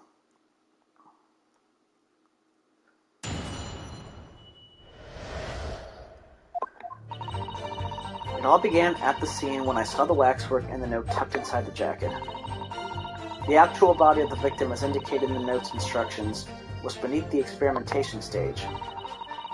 body had to be arranged in certain ways to implicate the defendant, which was my job. I enlisted the help of the entire forensic investigation team to dress the scene appropriately. The truth about the execution 10 years ago is a state secret of the highest level. I had to protect it.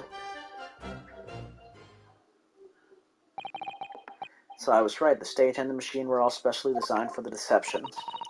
So it seems, and all meticulously prepared. You did well to see through it. You are a very shrewd boy. So kind of you to say. And what about this autopsy report, then? All I did was record the location of the body as being in the Crystal Tower instead of under the stage. That's all? That's a terrible corruption. Only my team were aware of the deceit, and then only under my explicit instructions. Nobody else at Scotland Yard knew anything about it, I assure you. We must be thankful for small mercies, I suppose.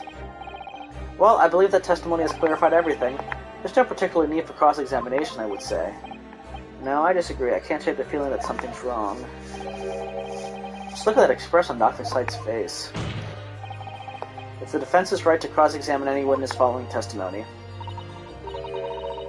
What is it about you Japanese that makes you all so doggedly persistent? Very well. If you so desire, counsel, proceed with the cross-examination. Yes, my lord. What is she up to? I don't know. I really don't know. This was kind of a curveball. I want to go straight to number 5.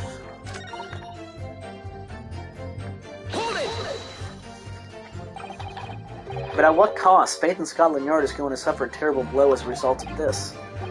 And your precious secret is out now anyway. Yes, as you say. Hey, we can't go to Spells. I guess she's like, well, I'm not needed. And I take full responsibility. Blow me down, Dr. Scythe. Surely there was some other way you could have protected the secret. No, there really wasn't. I've done my utmost, believe me. In many ways, I respect your determination. Phew, I nearly froze under that cold stare as she said that. I do believe she was being genuine, though, Mr. Naruhodo.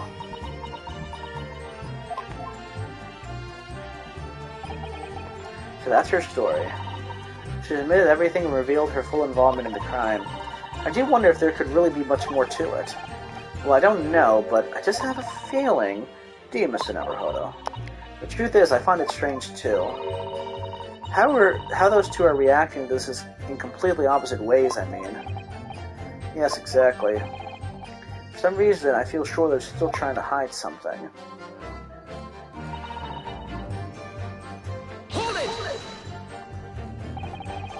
From what you described before, it sounds like the note was anonymous. Do you have any idea of who was behind it? There are very few people in the know about what really happened 10 years ago to start with. But anyway, I never heard of this engineer, so no, I had no idea. Yet despite not knowing who was behind the plan, you went along with it. I had no choice. Protecting the professor's secret was my only concern. But the horse has bolted now, and the stable door will never shut again. Scotland Yard's reputation will be immeasurably damaged as a result of all this. Yes, thank you, Lord Von Zieks. I'm well aware of that. So as I understand it, what you found in the birdcage was the waxwork model. Where then was the victim's body?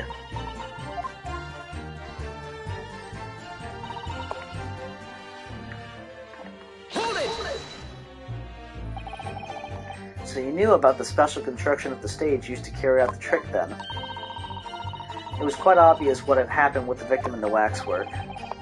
And you switched the two over, didn't you? In other words, you recorded the victim's body as having been discovered in the Crystal Tower, and the waxwork, I wrapped it and sent it vicariously to the specified address at the specified time.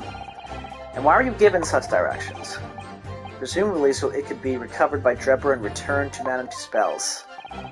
I see, and then you put the birdcage back on the experimentation stage. Yes, although someone obviously made a mistake about which cage should go where. I thought I'd made it perfectly clear to the team, but still. I suppose you were focused on the victim's body, that being a more important detail.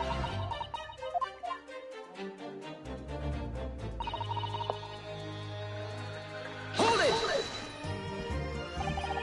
When you say arraigns, I presume you mean with this. Yes, the instructions in the engineer's notes said something along the lines of, fabricate some evidence to make it clear that Harebrain alone could have killed Asmund. So you mean that was your doing? I fetched Harebrain's ridiculous screwdriver from the stage, and took it with me alone to the abyss under the stage where the birdcage had fallen. Alone, Doctor? I didn't feel it would be appropriate to involve anybody else in that particular part of the deception. So she put that there, is what she's saying. Would you believe she's trying to tell me she wants to go out? On the patio? Yeah. There was a void under the stage where I found the birdcage lying in the dirt. I approached it, leaned down, and slowly opened it up. Then I took the screwdriver in both hands. Oh, whoops.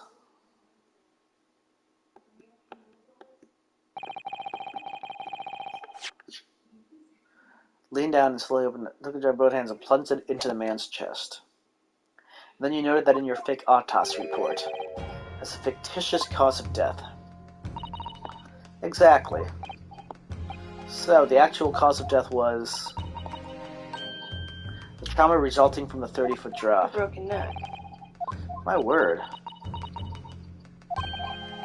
What is it, Miss Susato? Something about Dr. Sight's last statement is playing on my mind, that's all. Yes, mine too. Dr. Scythe, there's really no need to shout, I can hear you perfectly well. The defense calls for you to add what you just said to your formal testimony. Oh? Which part? What I want her to supplement with her testimony is... What the real... she did to the victim. What she did? How you stabbed Mr. Asmund in the chest, that part. Fine, if that's what you want, but there's really no need to point. The prosecution can... I got somebody snuggling me. Very well, you will supplement your testimony now, witness. If you wish, my lord. I stood over the victim's corpse where it lay in the top of the cage and plunged the screwdriver into the chest. And this is the help of the entire forensic investigation team.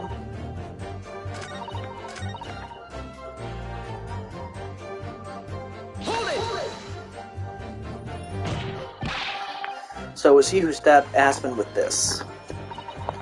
Yes, far easier than dissection, I assure you. So I don't know if this is anything. If he's already dead from the 30-foot drop, he shouldn't have bled when she stabbed him. Dead people don't bleed.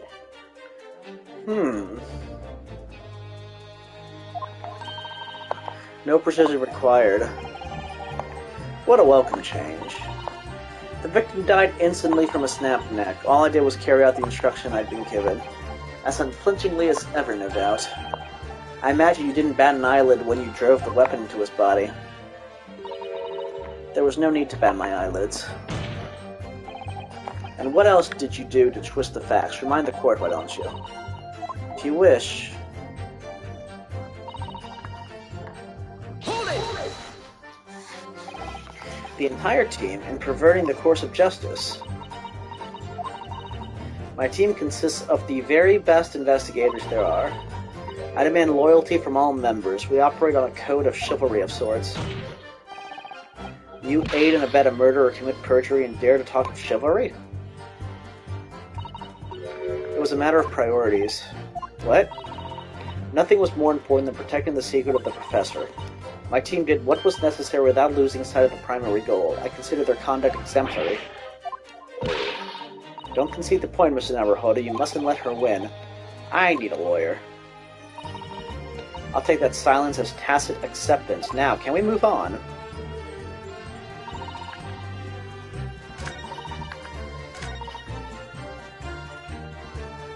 Well...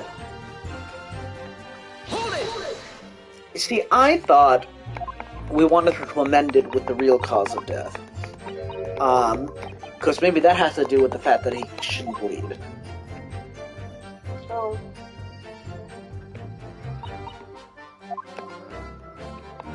Oh, how convenient of them. They switch right to this part.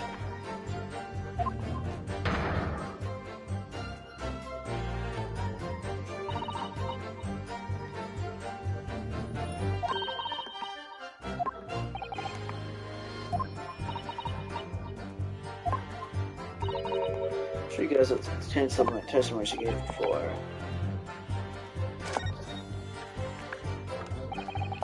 Dr. Seid, what you said before about the real cause of death, I believe that may be significant. Very well.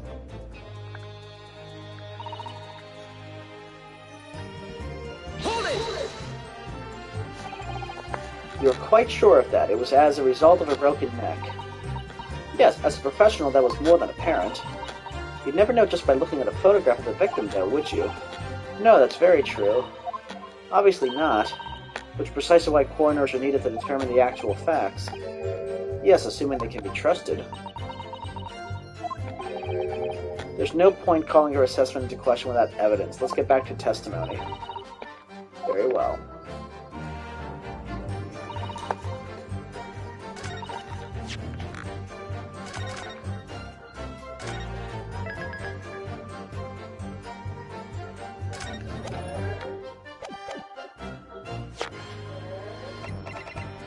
Objection!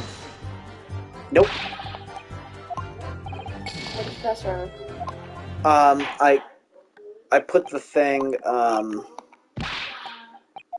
what is it? The picture of him with the bloody... Guilty! Guilty! They all say guilty, even though we're like... Guilty! It can't be. No, I'm gonna see if it loads up the save with some more, whatchamacalls it. With some more chances.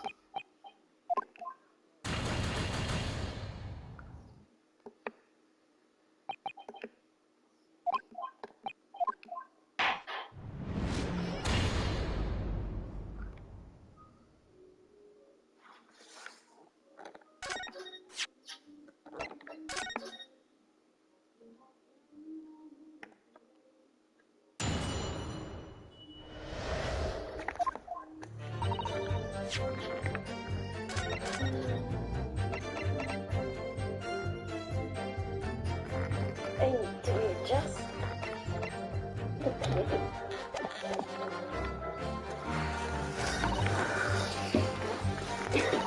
Let's see. Hold it! So press her on this, so she talks about what she had to do.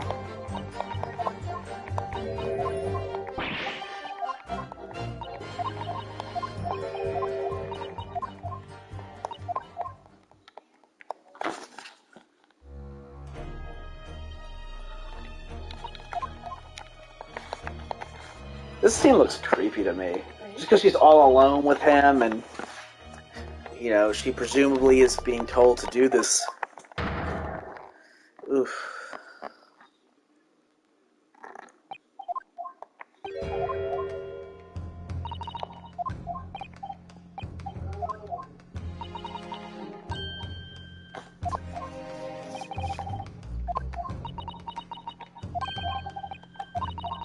Something about Dr. Seid's last statement.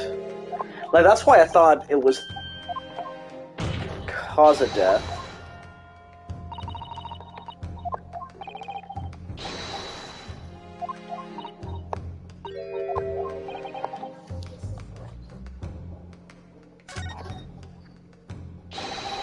The real cause of death being the fall of 30 feet. That part. Fine, if that's what you want. Just stop yelling, please.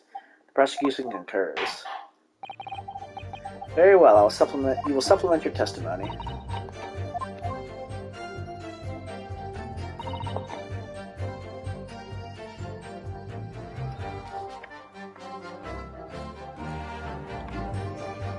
Wait a minute. Wait, no. Hold it! I'm like, wait a minute. Like, I got something crazy to tell you. Solved broken neck.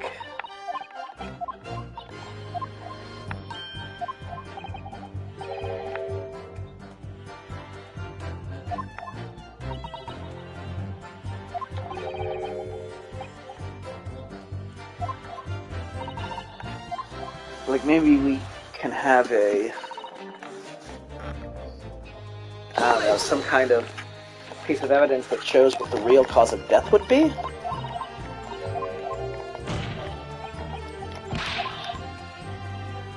What's the autopsy report say? let's see, but remember, she's saying it was fictitious, so...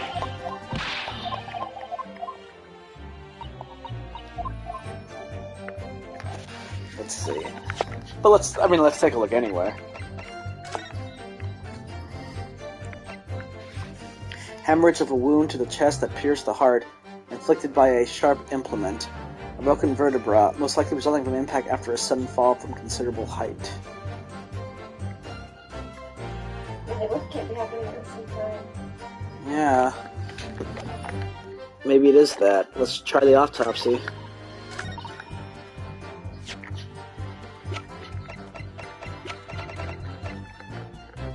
Objection! Nope.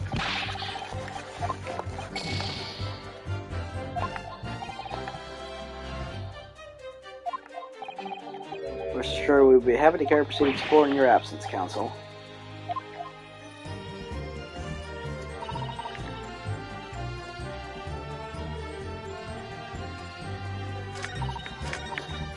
Hold it!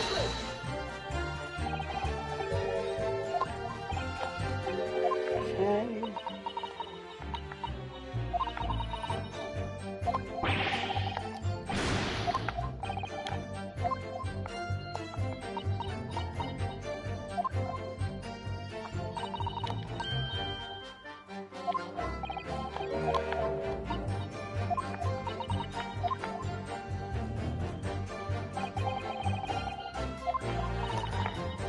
And everything. I do wonder if there's more.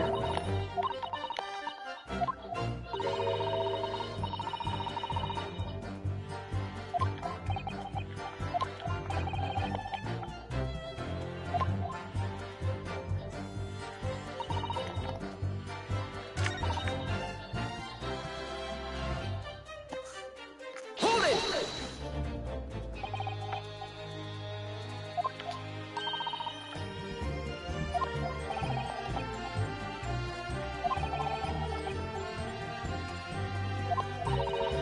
After incentive by carriage.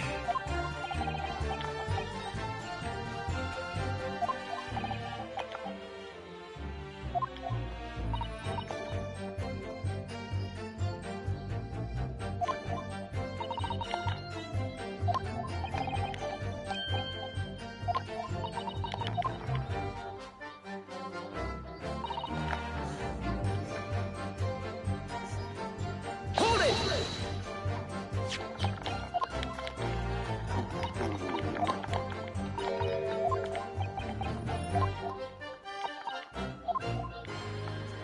Let's see the other one again.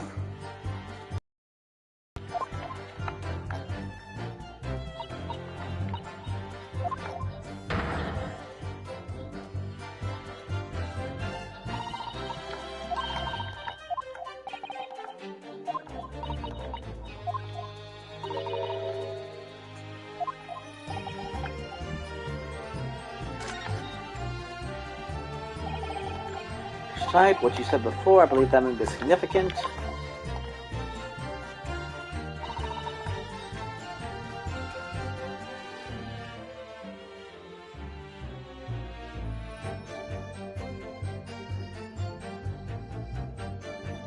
You already presented the picture there. I presented it there, but oh, I know what my wait a minute was. I wanted to, because apparently she took the body and she sent it. Because from what I understand, the body, the real body, never made it to the tower, right? Right. So, why is there glass?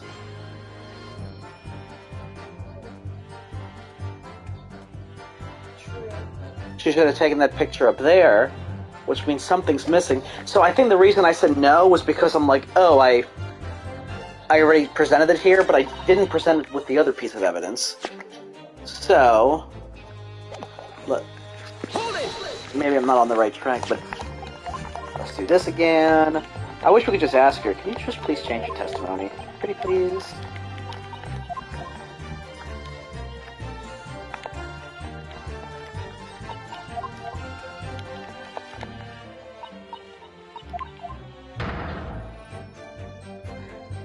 Because yes, she did that, but he never went back up,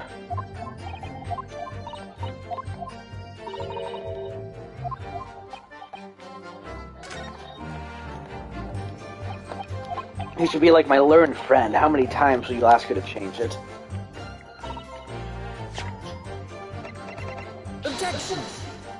Nope. Thought I was on something.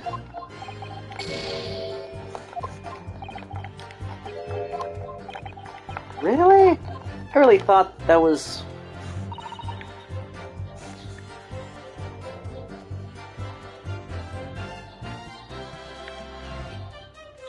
What do we have again?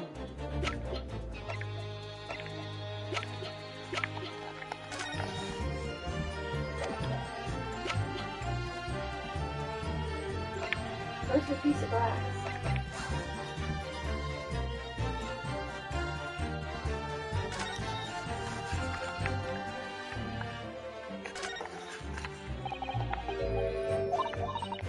Never seen anything like it. If you were to compare it to a human, only Mr. Sholmes has such thin skin. There's really no need for such a comparison. Anyway, it can only be from the Crystal Tower. And that's where you found out that glass was from the Crystal Tower.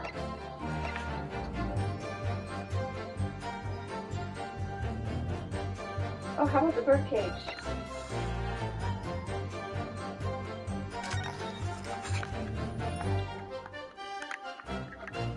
That one's broken on the bottom, but he wasn't found in that one, right?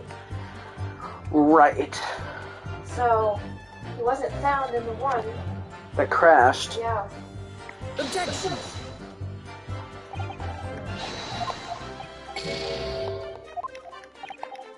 I'm not really sure what they want from you.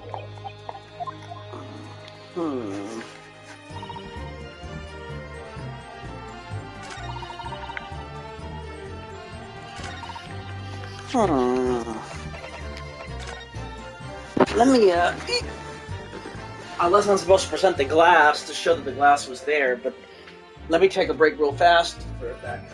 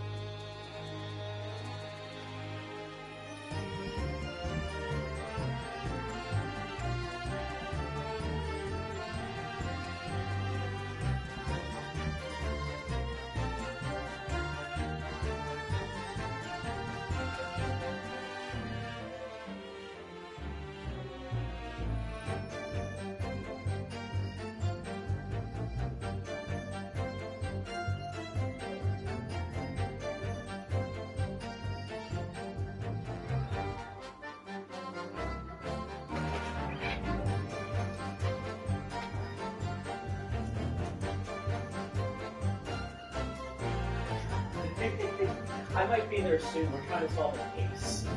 And then I can join you.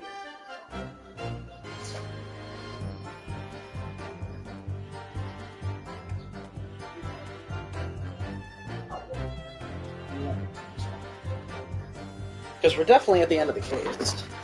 But I'm gonna go on a hunch. Come here. Objection! No, it's not the glass either.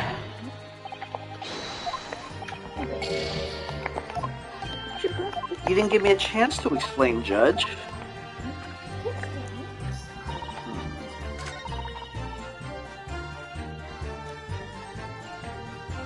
Okay.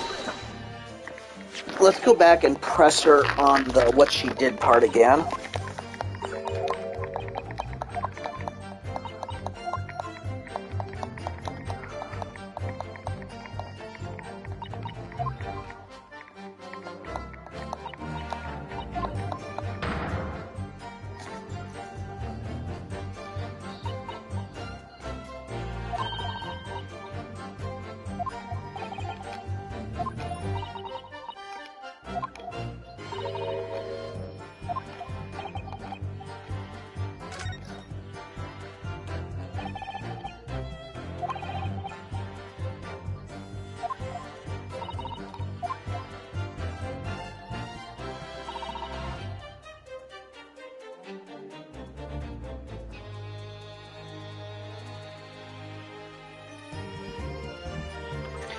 Let's see what she says again.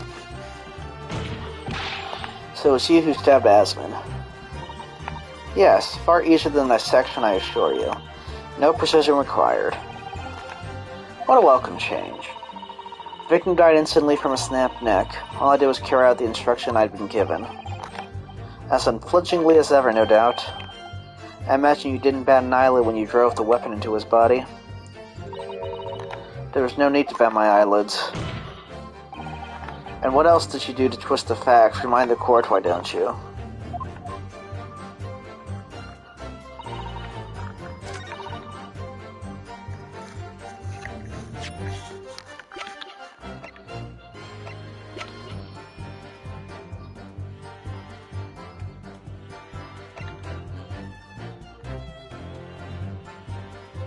He wasn't in that cage.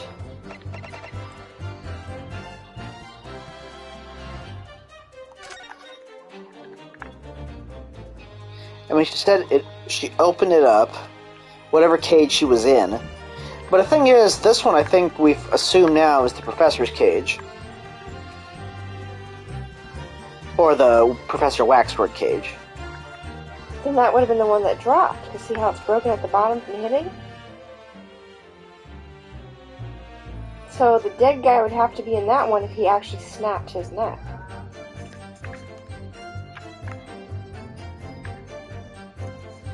But we tried this, right? And it didn't work? We tried it somewhere.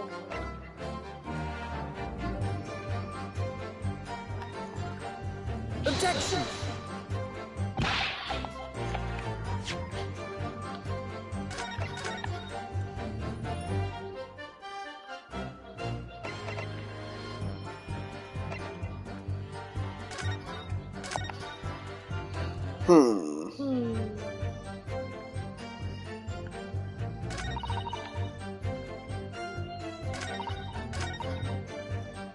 Where'd you press on that one, the entire forensic team? Who's on our team?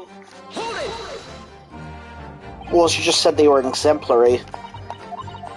Where he said, oh, this is terrible. Talk about chivalry, and she said they were exemplary.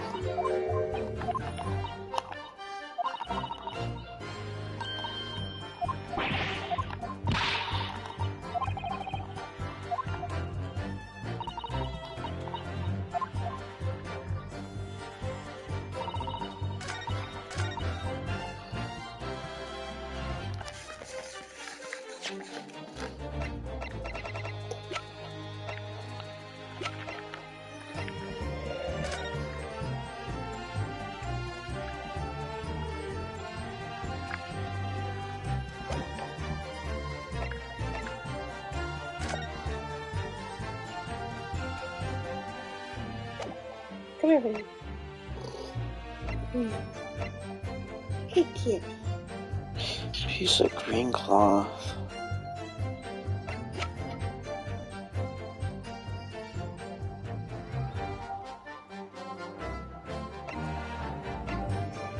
Wait, the green cloth, where did that come from?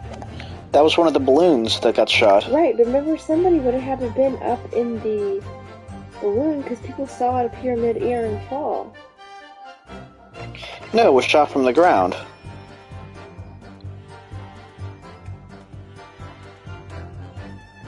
Remember people talked about seeing the guy in the cage mid-air. Yeah, because there was the dummy in the cage. True.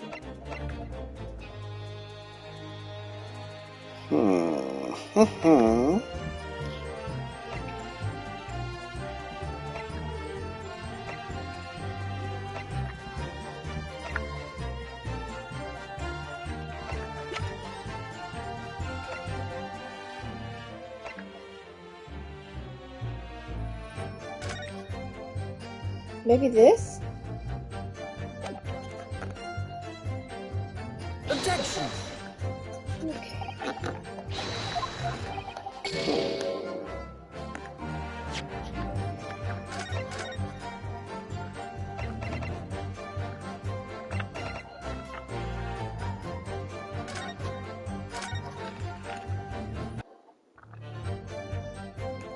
No, this is me bombing the contradiction. Okay, let's see.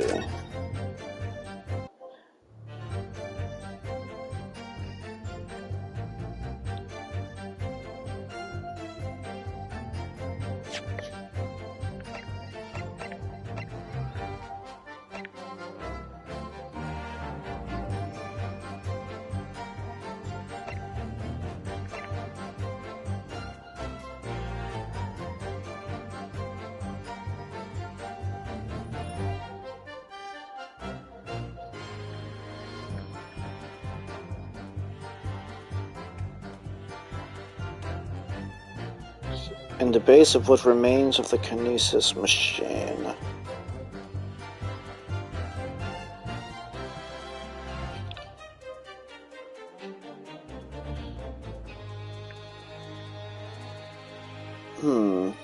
Any reason why the screwdriver should be at the base of the machine? No.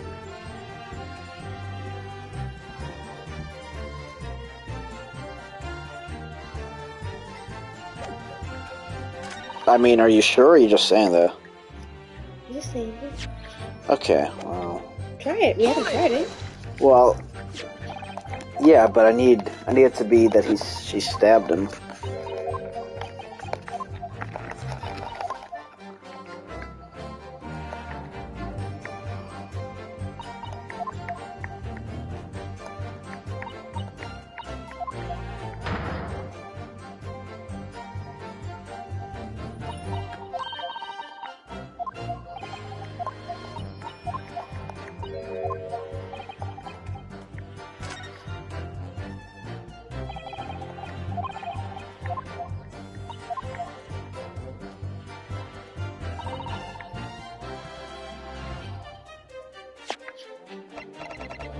Objection!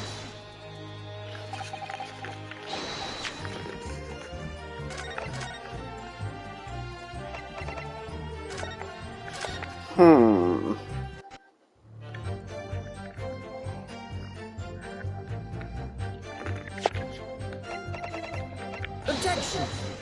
Nope. Screwdriver doesn't do that one either.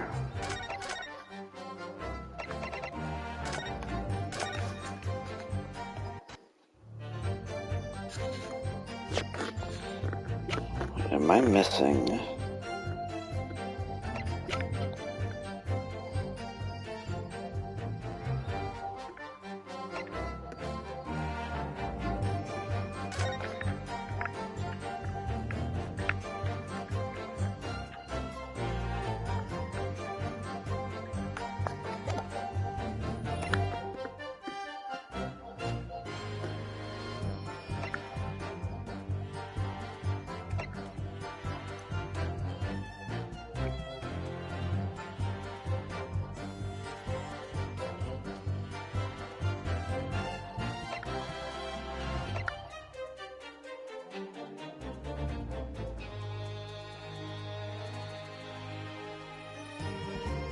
Objection!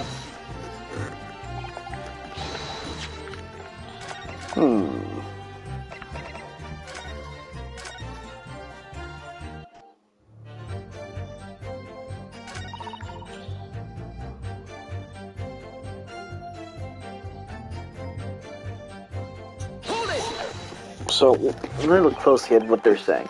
You mean what you did with this? I was merely carrying out the engineer's instructions. In his words, fabricate some evidence to make it clear that Harebrain alone could have killed Asmon. And as you went without any of them to where Asmon had fallen... That's right, yes.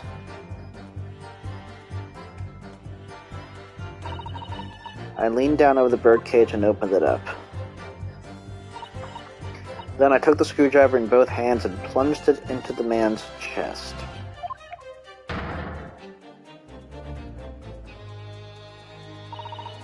After that, it was simply a matter of recording the stab wound as the cause of death on the autopsy report. The real cause of death being the fall, of course.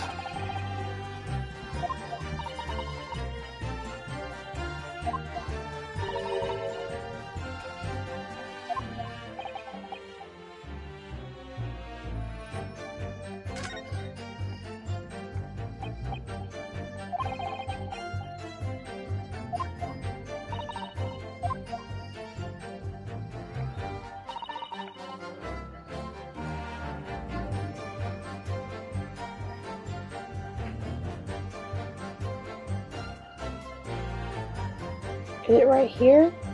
Yeah. That you should. What have you presented there?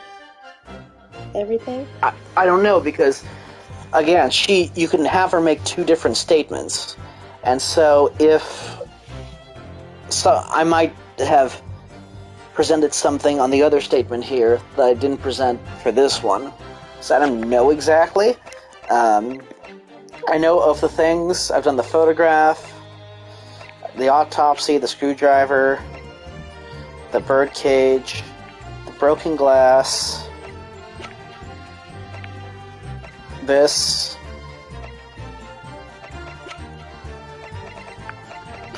But I forget exactly which ones I did for this and which ones I didn't. Oh.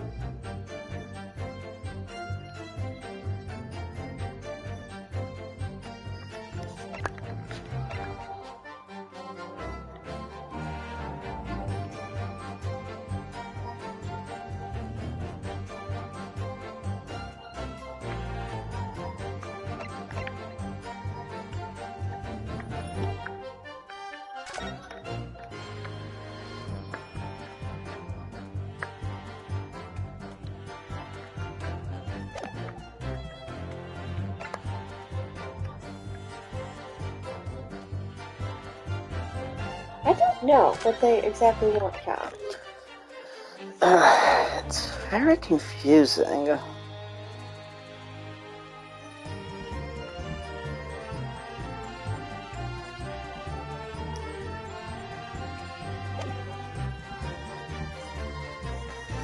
Objection! I'm going to let this run its course. That way I can save again when we have 5 choices, because I feel like right now we're kind of getting our butts kicked reloading. Okay. Guilty! Guilty!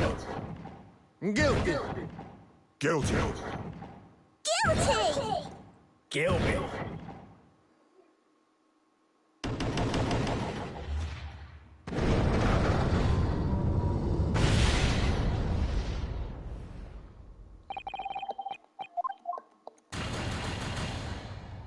They should throw the confetti up just to troll.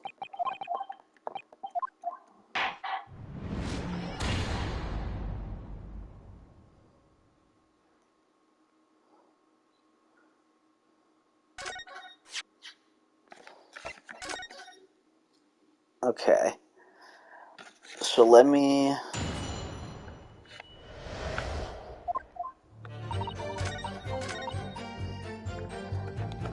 Hold it! So, when you say arrange, I presume you mean with this. Yes, the instructions said something like fabricate to make it look like Hairbrain did it. I mean that was your doing. I fetched Hairbrain's ridiculous screwdriver from the stage and took it with me alone to the abyss under the stage where the birdcage had fallen. Alone, Doctor? I didn't feel it would be appropriate to involve anybody else in that particular part of the deception.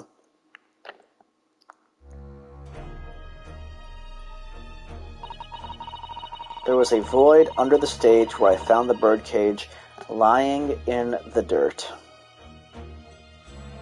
And there it is, broken on the bottom.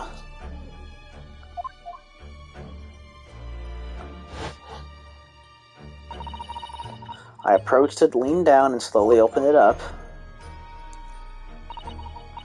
Then I took the screwdriver in both hands and plunged it into his chest. And then you noted that in your fake autopsy report as a fictitious cause of death. Exactly. So, the actual cause of death was the trauma resulting from the 30-foot drop. My word. What is it, Mr. Sato? Something about Dr. Scythe's last statement is playing on my mind, that's all. Yes, mine too. Dr. Scythe, there's really no need to shout, I can hear you perfectly well. The defense calls you to add what you just said to your formal testimony. Oh, which part?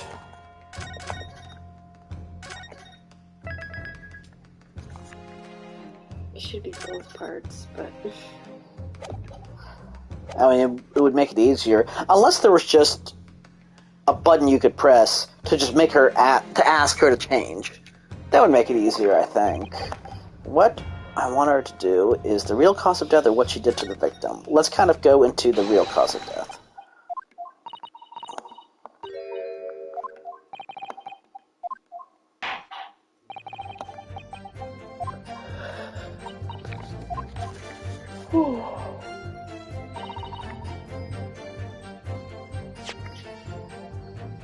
And this is clearly the one that they're saying you better present evidence if you're going to doubt that.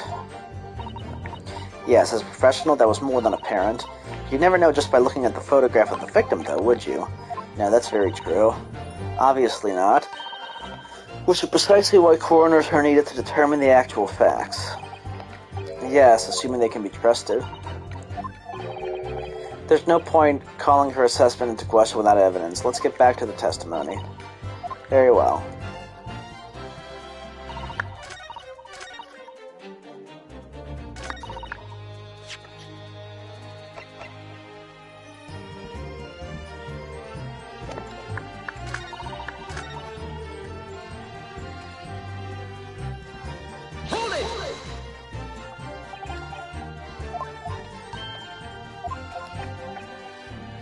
He splits the two over. You recorded the victim's body as having been discovered in the crystal towel and the waxwork. I wrapped it and sent it by carrier to the specified address.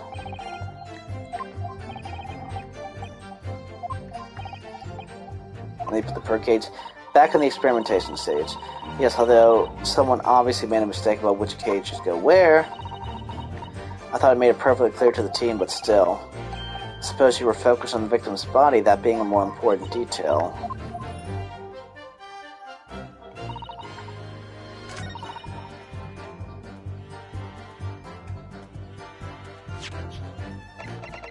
Objection! No.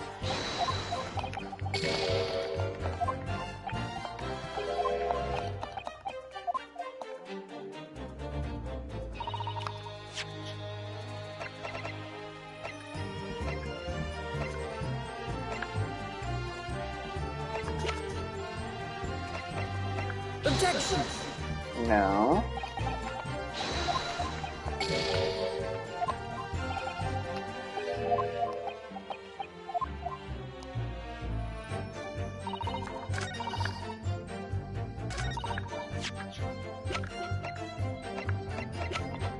Let's go for this one just because you brought it up randomly.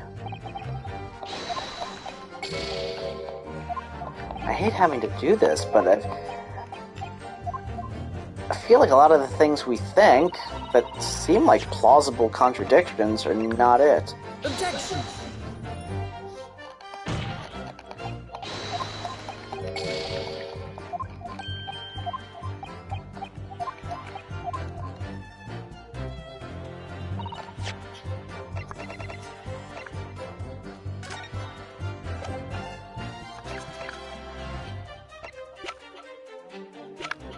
Objection!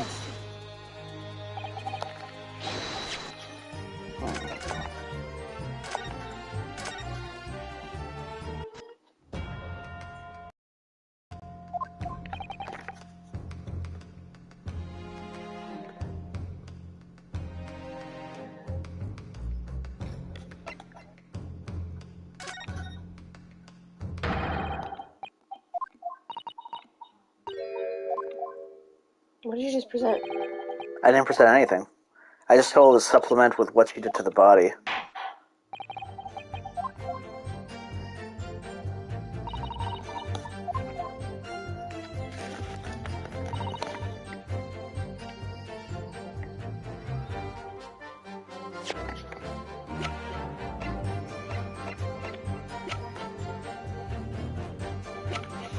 Objection!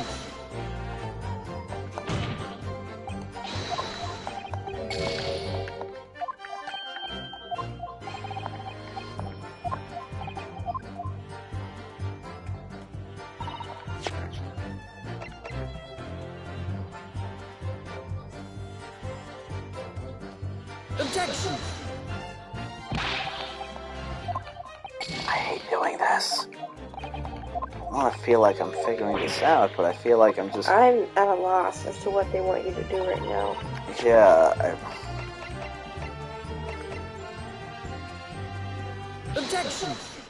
What did you just present? The picture! That we already did? I thought... What happened? The picture was... Well, the picture was the very first thing. We must have not got something else out of her that we needed. Or something. I've got a nasty feeling that this inconsistency points to an extremely uncomfortable truth. Well, it's because, remember when I was telling you with the picture, it's like, it's weird that he was stabbed there, but then they moved the body up to where the glass was? I guess maybe I never presented it with... I could have sworn I presented it with both. I apologize, my lord. Dr. Scythe, in that last statement of yours, there's just one point that seems to defy explanation. Out with it, my learned friend. There's an obvious inconsistency between your description and this photograph. Which is kind of funny, because the first thing you said was, we should make it so she supplements with what she did. And my first piece of evidence was, it should be the photograph. And I feel like we had it right the first time, but since we didn't do something exactly right, something, I don't know. I gotta look at the video to see when the heck I presented this picture. Objection!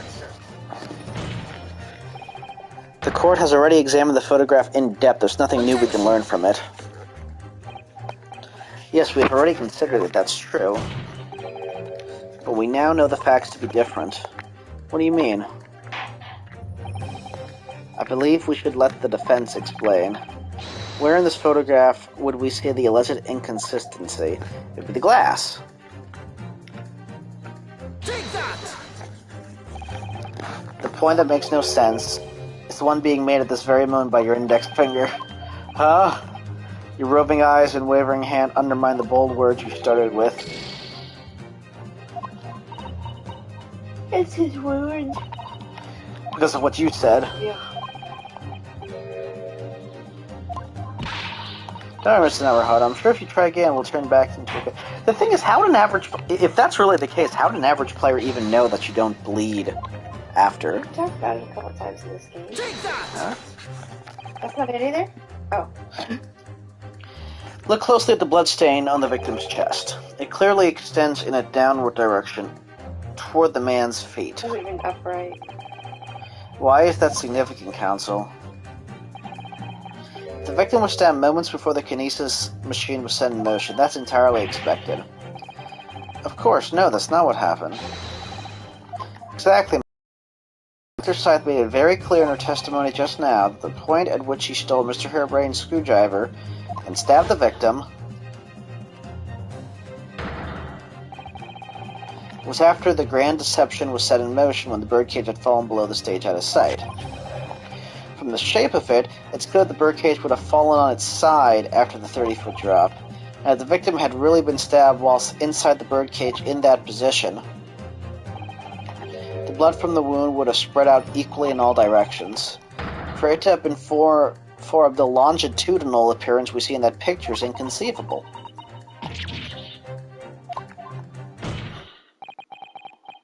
Given that the victim's blood seeped vertically downward from the wound, it must be the case that when you stabbed Mr. Aspen, he was standing up. And alive.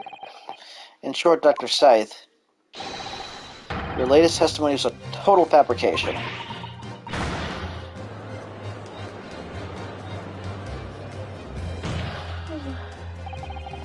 I knew it, I was right. Now I have identified that contradiction, there's only one way to explain the facts. We've all been under a great misapprehension here. What? What sort of misapprehension?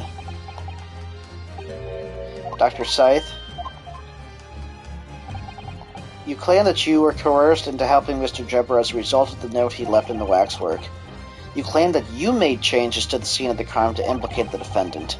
And you claim that you authored a fake autopsy report to cover your tracks. But one of those claims is an out-and-out lie, because the question of what the bloodstain really tells us has only one possible answer. If that is the case, what is it, man? Counsel, you've clearly struck upon a revelation. Now tell the court what it is. Which part of Dr. Scythe's story is shown to be a lie by the contradiction in her testimony? Stabbing of the victim. Well, or is it that she was coerced? The answer is very simple if you consider the sequence of events. If, when the victim was stabbed, the blood from the wound seeped downward as it did, we can be sure that the victim must have been either sitting or standing upright at the time. But as you rightly pointed out, the birdcage would have fallen on its side when it fell beneath the stage. Yes, it would, which tells us that the victim must have been in that position of his own accord. Objection. That's impossible. The man was dead, remember? No, that is the misapprehension.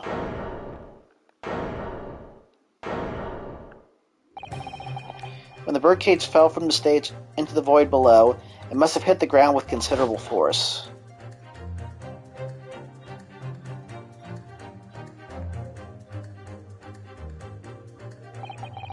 But Mr. Aspen didn't die in the fall.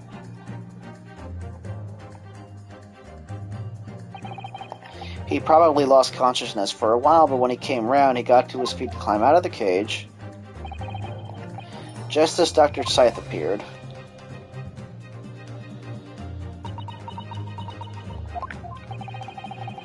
If the victim was in fact alive at that point in time, it changes everything.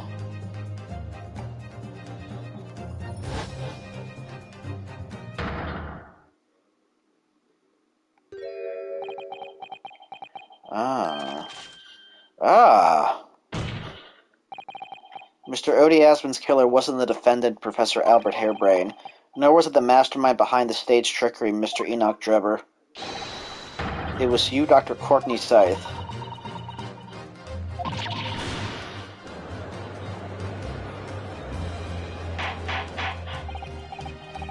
Order, order, order. Can this possibly be true?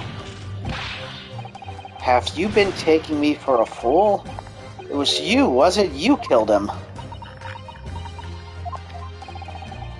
You hoped that by admitting to being an accomplice in Mr. Drebber's scheme, the trial would end, before you were accused of a far worse crime, cold-blooded murder.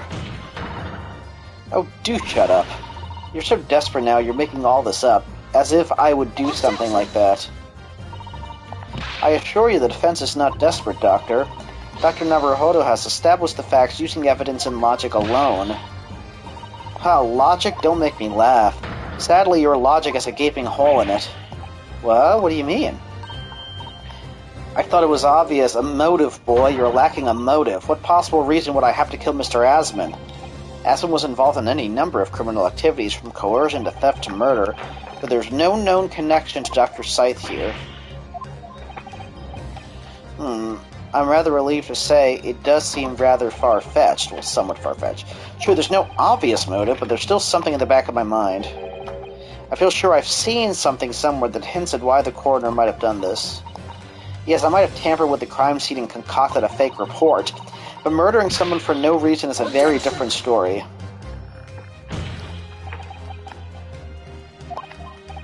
Now, when you questioned what possible reason you could have had for wanting to kill Mr. Asman, something did come to mind. What? What was it, Counsel? Enlighten the court at once. Yes, we saw it yesterday, didn't we? Something that seemed strange, but we had no reason to suspect it at the time. Yesterday. So before the trial, there's a particular object that explains why Dr. Scythe would have wanted to kill Mr. Asman. Iron Mask? I feel like before we left for vacation, I had mentioned weirdly that what if the victim was the professor? Because we can't see the face. And there must be something important about the face. Yes. Remember, they were also hoarding scalpels, but they weren't, like, cutting that many bodies. Let's try scalpels. It's a scalpel, or rather scalpels. Did you say scalpel? I don't think this game's meant to be played in 2-week intervals. No. It would appear that word has struck a chord, Doctor. You come on, out with it. It was yesterday when we visited your laboratory. I've got a psycho daughter, too, that wants to cut stuff up. I find it very funny, by the way, that we're like, oh, can't wait to see Trevor's meltdown, but I don't think that's the one we're going to see. Yeah. Look at this big, thick book here. It appears to be an accounting ledger. It's a record of the forensic investigation team's spending, I think. Oh? What is it? It's clear that the team purchases various equipment and supplies on a monthly basis, but, well, one entry seems rather strange. Really? In what way? They're buying 500 scalpels every month.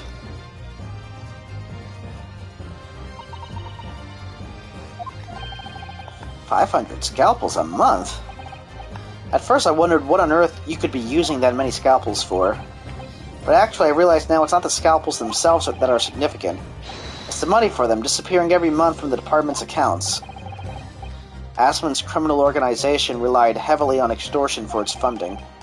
Tracing the money from the forensic investigation team's account to find out where it was going would be extremely straightforward.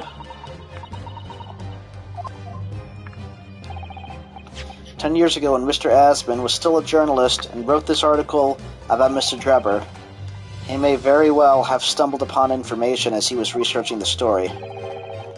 Information relating to Dr. Sight's darkest secret that he would use to rack money from her for the next decade. Her darkest secret? Good lord, you mean... I don't know what happened on the night of that execution 10 years ago, but clearly the opportunity to rid yourself of that menace was too tempting to pass up. So in the end, you weren't coerced at all, were you? You did it entirely on your own free will. You stabbed Mr. Aspen in the heart with all your might. To silence the blackmailer who knew your dark secret forever.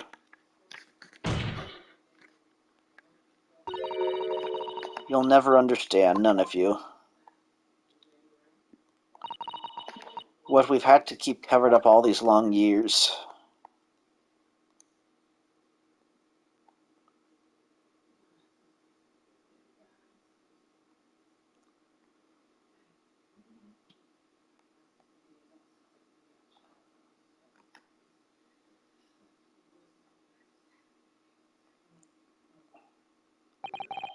As very little of the machine remains after it was ripped apart by the bomb, the truth of this case can never be properly established unless you speak out. And if you decide not to, it's very possible that Courtney Scythe will escape punishment for her crimes. Please, sir, own up to what you've done and tell the court the truth about what happened. 10 years ago you told the truth, and you were robbed of a bright and successful future as a result. I can certainly understand your bitterness and your consternation now. However, this is surely the chance you've been waiting for, to sever the hold that fate's had over you all these years. Super high voltage, instantaneous kinesis? I mean, really.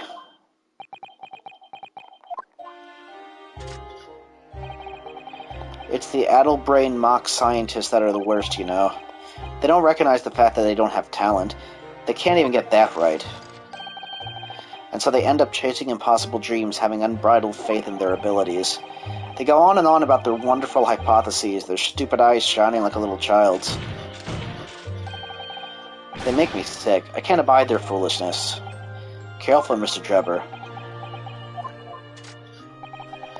I was particularly pleased with the kinesis machine. It made for quite a show, didn't it? So you admit it. You admit that it was nothing more than a sham made for the purpose of killing the victim. Yes, I admit it. I did it all in the name of revenge. Revenge for the future that Mr. Aspen's article had deprived you of 10 years earlier. But the revenge you sought didn't stop at Aspen, did it? Which is where that very particular waxwork comes in. Yes, I see.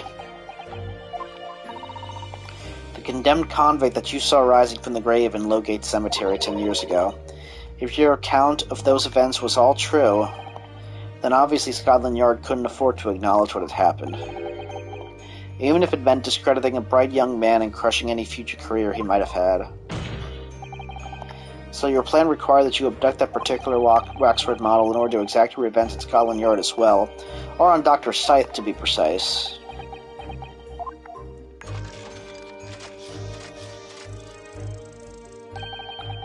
was a year ago, by some extraordinary twist of fate, Asmund turned up at my workshop. He didn't remember who I was, of course. He just wanted to employ my services as an engineer. And he happened to have a paper with him. An article on the front page caught my eye about the coroner who'd handled that bogus autopsy being appointed head of a new forensic team. When I learned that news, my cognitive processes started to devise the plan. What a horrid tale. He robbed me of my future, so I want to use the man's own wiles against him for revenge, and have that rotten Scotland Yard eating out of my hand at the same time. I wanted them all to suffer the same humiliation I'd had to suffer.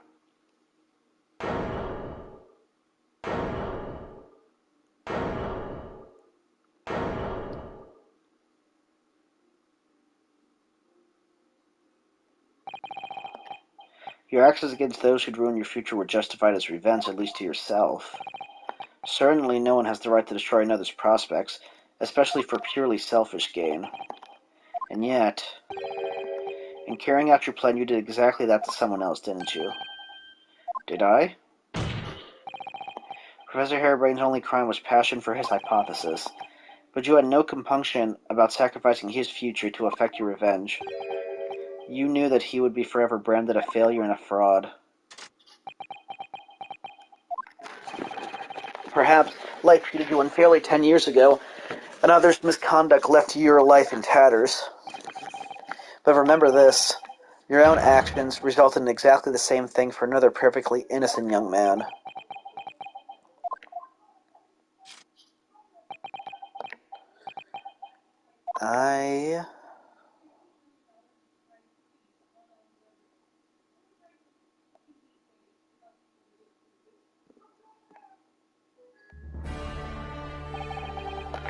Lord Von Zieks, what of Dr. Scythe? An immediate warrant for her arrest has been granted, and she's been remanded in custody, my lord. I presume she will face trial in the coming days along with Mr. Drebber. A most regrettable situation indeed. She's made great contributions to her profession over the years. It really is a hard truth to swallow. However, this is a topic for some future occasion. For now, Professor Harebrain. Oh, yes? It seems that there was a great deal more to your experiment than you realized. However, I think we can assume now that all the sordid details have been brought to life. This has been a very long and profound trial, but I'm pleased to say you were absolved of all guilt. This whole experience has taught me a very great but painful lesson. This dedicated scientist, this devotee of natural philosophy, I've been selfish and self-centered and above all a fool. I spent my life thinking of nothing but my research, misguidedly believing that I could do whatever I set my mind to despite my lack of talent. And the worst of it is, in the process I've caused others pain and misery. Others who are far, far greater people than I. No, Professor, that's not true. What?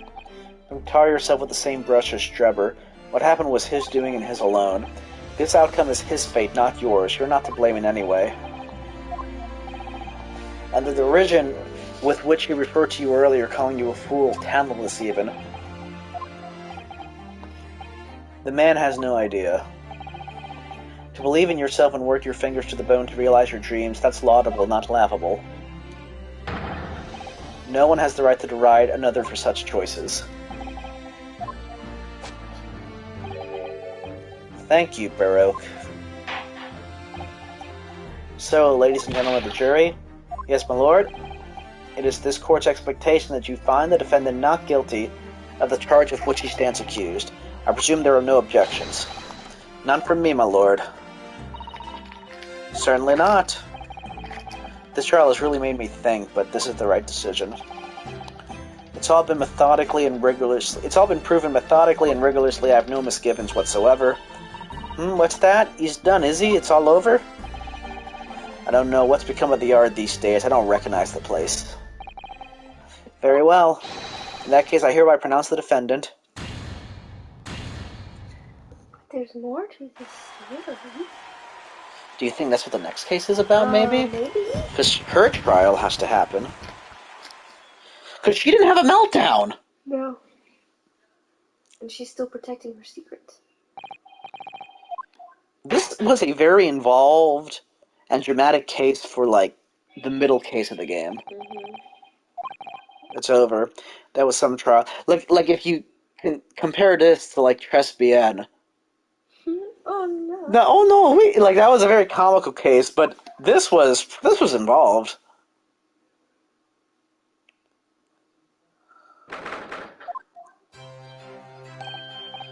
Professor, what a splendid outcome, isn't it? Oh, it is, it is. Congratulations, Professor Hairbrain. Mr. Naruhodo, Mrs. Sato, I am truly beside myself with gratitude. How can I ever thank you enough? I'm just glad it's all been cleared up, that you realize you were just caught up in a bad situation. Right now, you know, if I had that research grant money, I give the whole lot to you, every penny. Well, that's very kind, but I'm just a student, so we don't need any financial reward. Your acquittal is more than enough. Oh dear. Oh, what can I do? Aha! How about this as a memento? The paper about my hypothesis is inside. Well, just as a memento then. Thank you. I've been wondering, Professor, what are you going to do now? Oh my, yes, what am I going to do? My hypothesis and my great machine lie in ruins?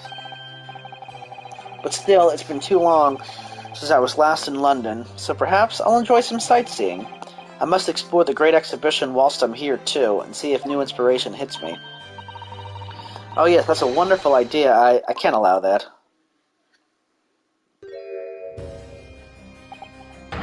Lord Von Zieks, what are you doing in here? Baroque? I'm sorry you had to go through that, Albert. Well, if I'm honest, it was terrifying. You were like a great demon behind your bench there, snarling down on your prey.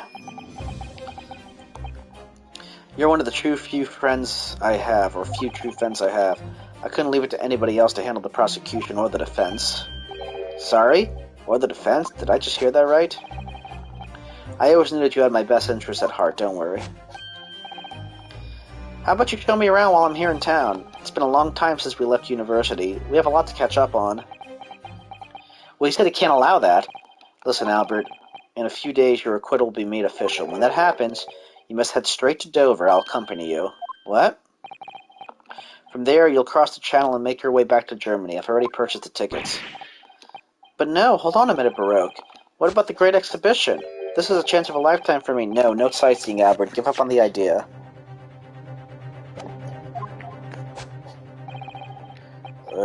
Sometimes it's hard to see any warmth in those eyes, Baroque. I think he's afraid the Reaper's gonna get him. Lord Von Zieks? You know, yeah. What's this all about? A necessary precaution. Yes, I think I understand. You do? Well, Iris told me that when you met Lord Von Zieks at his office some days ago, he asked how Mr. Natsumi was doing. Yes, that's right. I remember being surprised at the time and thinking it was nice of him to ask. The point is, Mr. Natsumi is still alive and well, even though it's been more than 6 months now since he stood trial with the Reaper as the prosecutor. Ah, you mean the Reaper's influence doesn't stretch overseas? Those in the Reaper's sights meet their ends days or sometimes months after their acquittal. That's been the pattern up to now. But of course, we know that both Mr. Natsumi and Gina were completely innocent. True. And perhaps that governs the Reaper's actions. The truly innocent are spared. But I don't want to take any chances with a close personal friend. Baroque. Like the mustached Nipponese, this man should leave the country without delay. That's why I'm packing him off to Germany at once. Right. Does your friend-shaped package get any say in it? Goodness, was this your intention all along then, Lord Von Zieks? In court, where people think of him as the Reaper, this man seems absolutely merciless, and yet, sometimes I feel as though I don't understand him at all. Oh, I guess if he had gotten convicted, he would have been safe if he would have went to jail. Oh. It's time to go, Albert. Back to the prison for the time being. Ah, yes, all right. Well then, Mr. Naruhodo. Thank you so much for everything. Not at all, Professor. It was a pleasure getting to know you. There is some big conspiratorial stuff going on in the upper echelons of government.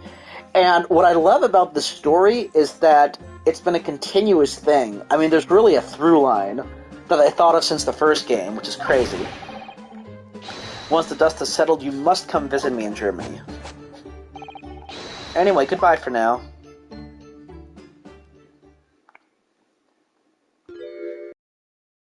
Now, my Nipponese friend. Oh, yes? I thought you'd gone too. We have matters to discuss. Can you spare me some time? You want to talk with me? I'll be waiting in the courtroom in 10 minutes. Well, that was strange. For some reason, I didn't get that sense of impending doom as he walked away this time.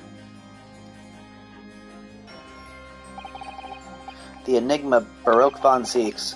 What does he want to discuss, I wonder? The entry awaits in the courtroom, I suppose. Here goes, then.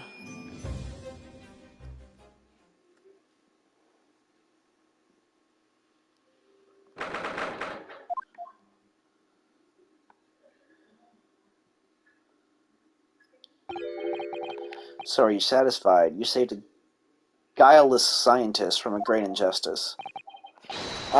Yes, I think so. A relief at least that the man's innocence could be proven. Anyway, I imagine you've been wondering where my animosity toward you Nipponese comes from.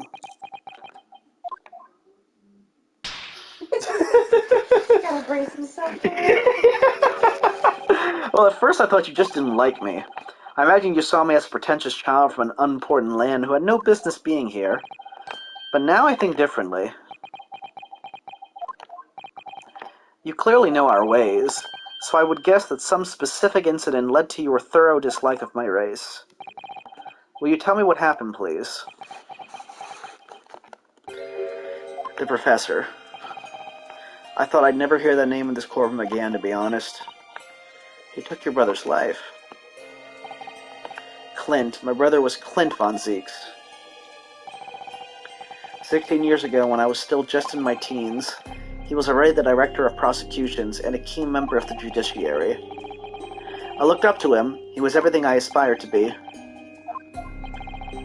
He was involved in the establishment of justice systems in foreign countries as well. There were exchange programs between Britain and other nations then too to share knowledge and ideas. As part of one of those programs, 3 judicial students came to Britain from your homeland, the Empire of Japan. Oh, if it was 16 years ago then, one of them could have been my father. Of course, I remember Dr. Mikotoba well. I had no idea. I was a minor at the time, training at the prosecutor's office. One day Clint introduced me to the 3 visiting Nipponese. So you've actually met my father.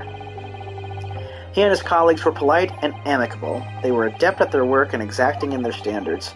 It was my first encounter with the Nipponese spirit, and it made a very great impression upon me. But 6 years later, that's when it happened. The investigation was going nowhere, there were no suspects even, just an ever-growing list of victims. And in the end, my brother became one of them. The last, in fact, before the case was finally resolved. I'm so sorry, Lord von Zieks. Truly. Clint was always ready to put his life on the line for justice anyway. So he would have wanted it any other way. He lost his life to the killer, but it was his victory in the end. For me personally, though, it was a great loss. I found myself in a dark place indeed. When I finally found out the killer's identity, the reason why no one had been able to catch the man sooner ceased to be such a mystery. He'd been hiding in plain sight all the time. In plain sight? Are you aware of political events 10 years ago? It was a period of extremely sensitive diplomacy between the British and Japanese empires. A new treaty was being forged, I think. Correct, the Anglo-Japanese Treaty of Friendship and Navigation was being concluded. The leaders of both countries were deep in extensive political discussions. Which is why this particular killer's appearance in court was conducted as a closed trial. If the British public had known the identity of the killer, not only would the treaty have been in jeopardy, but our 2 nations could very well have ended up at war. What? A war between Britain and Japan? But that would mean... Oh my, you mean to say the Professor was...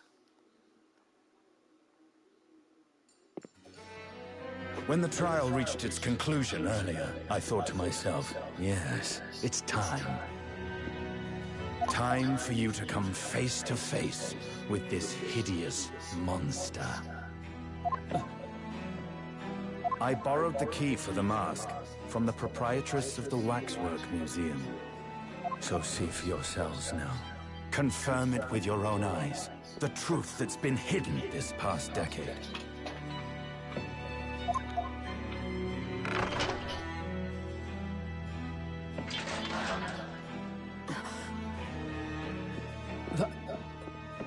That's the professor? Yes, that's him. Until now, the thought never even crossed my mind. That the mass murderer, whose crimes shook Britain as never before, was Japanese. Wait a minute. That face. I feel Is as the though judge? I've seen it somewhere. It's strangely familiar.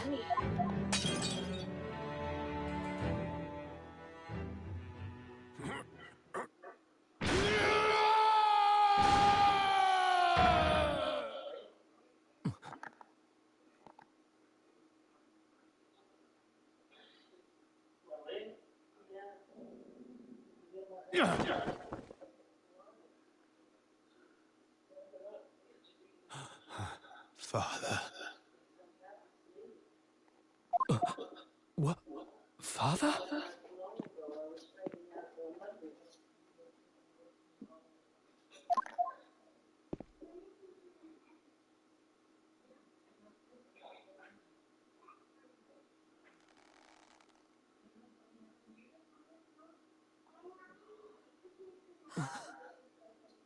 Kazuma!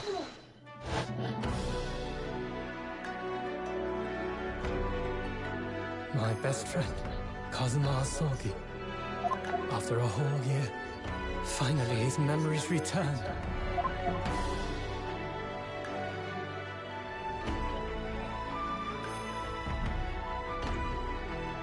As he stood there before me.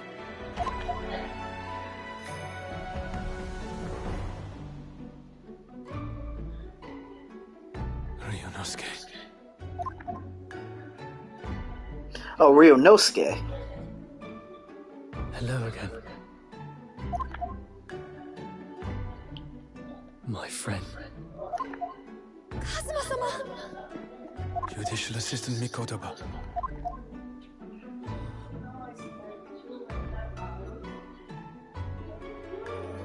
It's been a very long road. Thank you. Thank you for guiding my friend here when I could not. It was an honor.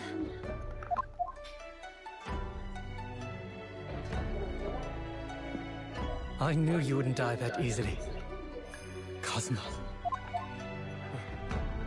I owe you thanks, too, for taking good care of that in my absence. Oh.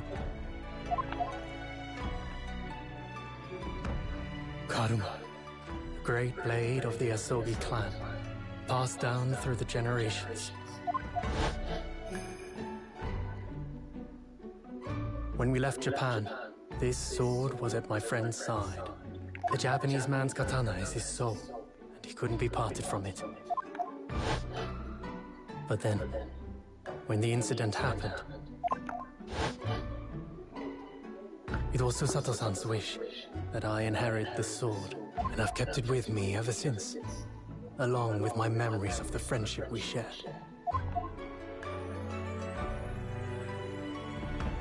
With this by my side, I always felt that you were watching over me somehow.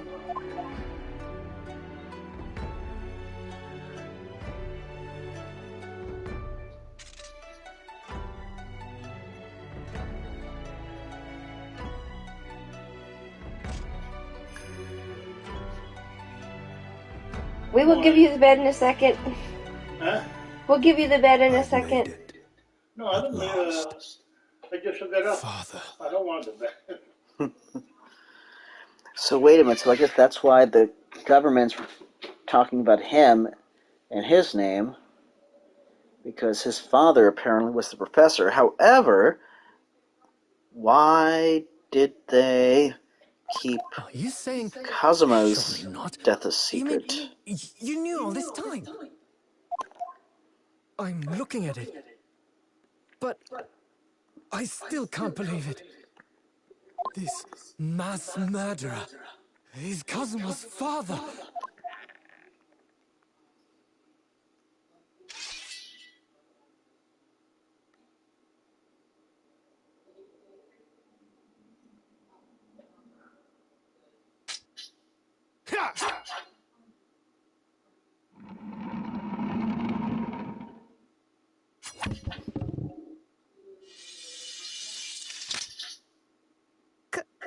Kazuma-sama.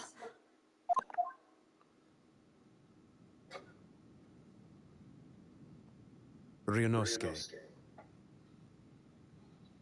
we have much to talk about, but now is not the time.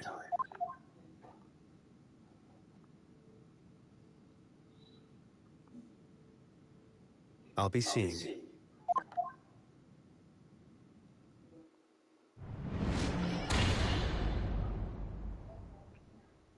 Weird. Weird, but That's all Kazuma said. Before he turned and left us there, in the courtroom. so Von Zieg's apprentice is the son of his friend's murderer. His brother's murderer. Brother's murderer, pardon. That's what I meant. Blah, blah, blah. So he's the living after-image of the man who took my brother's life, is he? Yes, Kazuma Asogi, my best friend. 3 months ago when Lord Strongheart introduced us, I had an inkling there was something there, some connection. But why did Lord Strongheart do that? Why did he make Kazuma Lord Von Zieg's apprentice? And when he was suffering amnesia, too? The man was apprehended, even executed, but his legacy just won't die. That's the sad truth. Anyway, that's all I had to say. I thank you for meeting with me as I asked.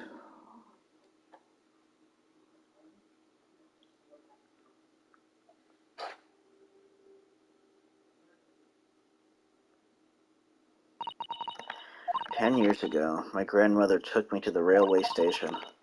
We were there to meet my father from the train. For me, it was the first time I'd ever seen him.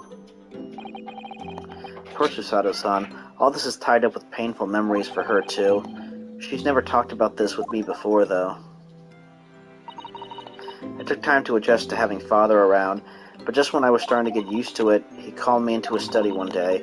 He told me that a great friend of his had passed away in London, that the friend had left behind a son, a boy 7 years my senior.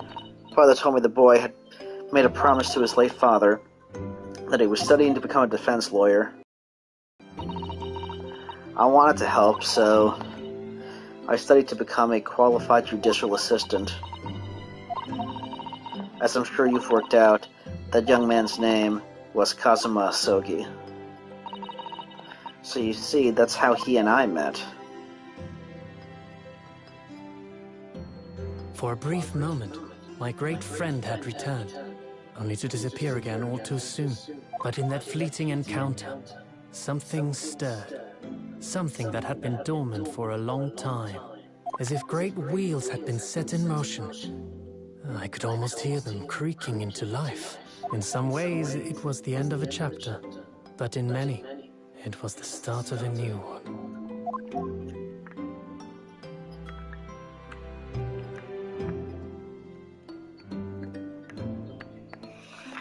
Some crazy stuff's gonna happen, because I hear 2-4 is crazy as well. And we can pretty much figure that, that the last, I had wondered if Iris's dad was going to be who was behind. the murders? Yeah. And yeah, we still have more to find out about Wilson. About why Giselle Brett killed him. But remember, she was a spy. She really wasn't from Great Britain, because remember, she was fluent in Japanese. Yeah. She was a bitch. Sorry. Bad language. Well, the next one we won't do now, obviously. I think we played enough, but Next one is Twisted Karma and His Last Bow. That's the last game? No, that's episode 4. Episode 5 is the last case. And it's like Naruhodo's Resolve. So yeah, the next 2 cases, if that's case 3, next 2 cases are going to be crazy. Yeah. I feel like I need... I look forward to it. Well, we thank you for being with us. Sorry that we were stupid for about 30 minutes straight. But, good case.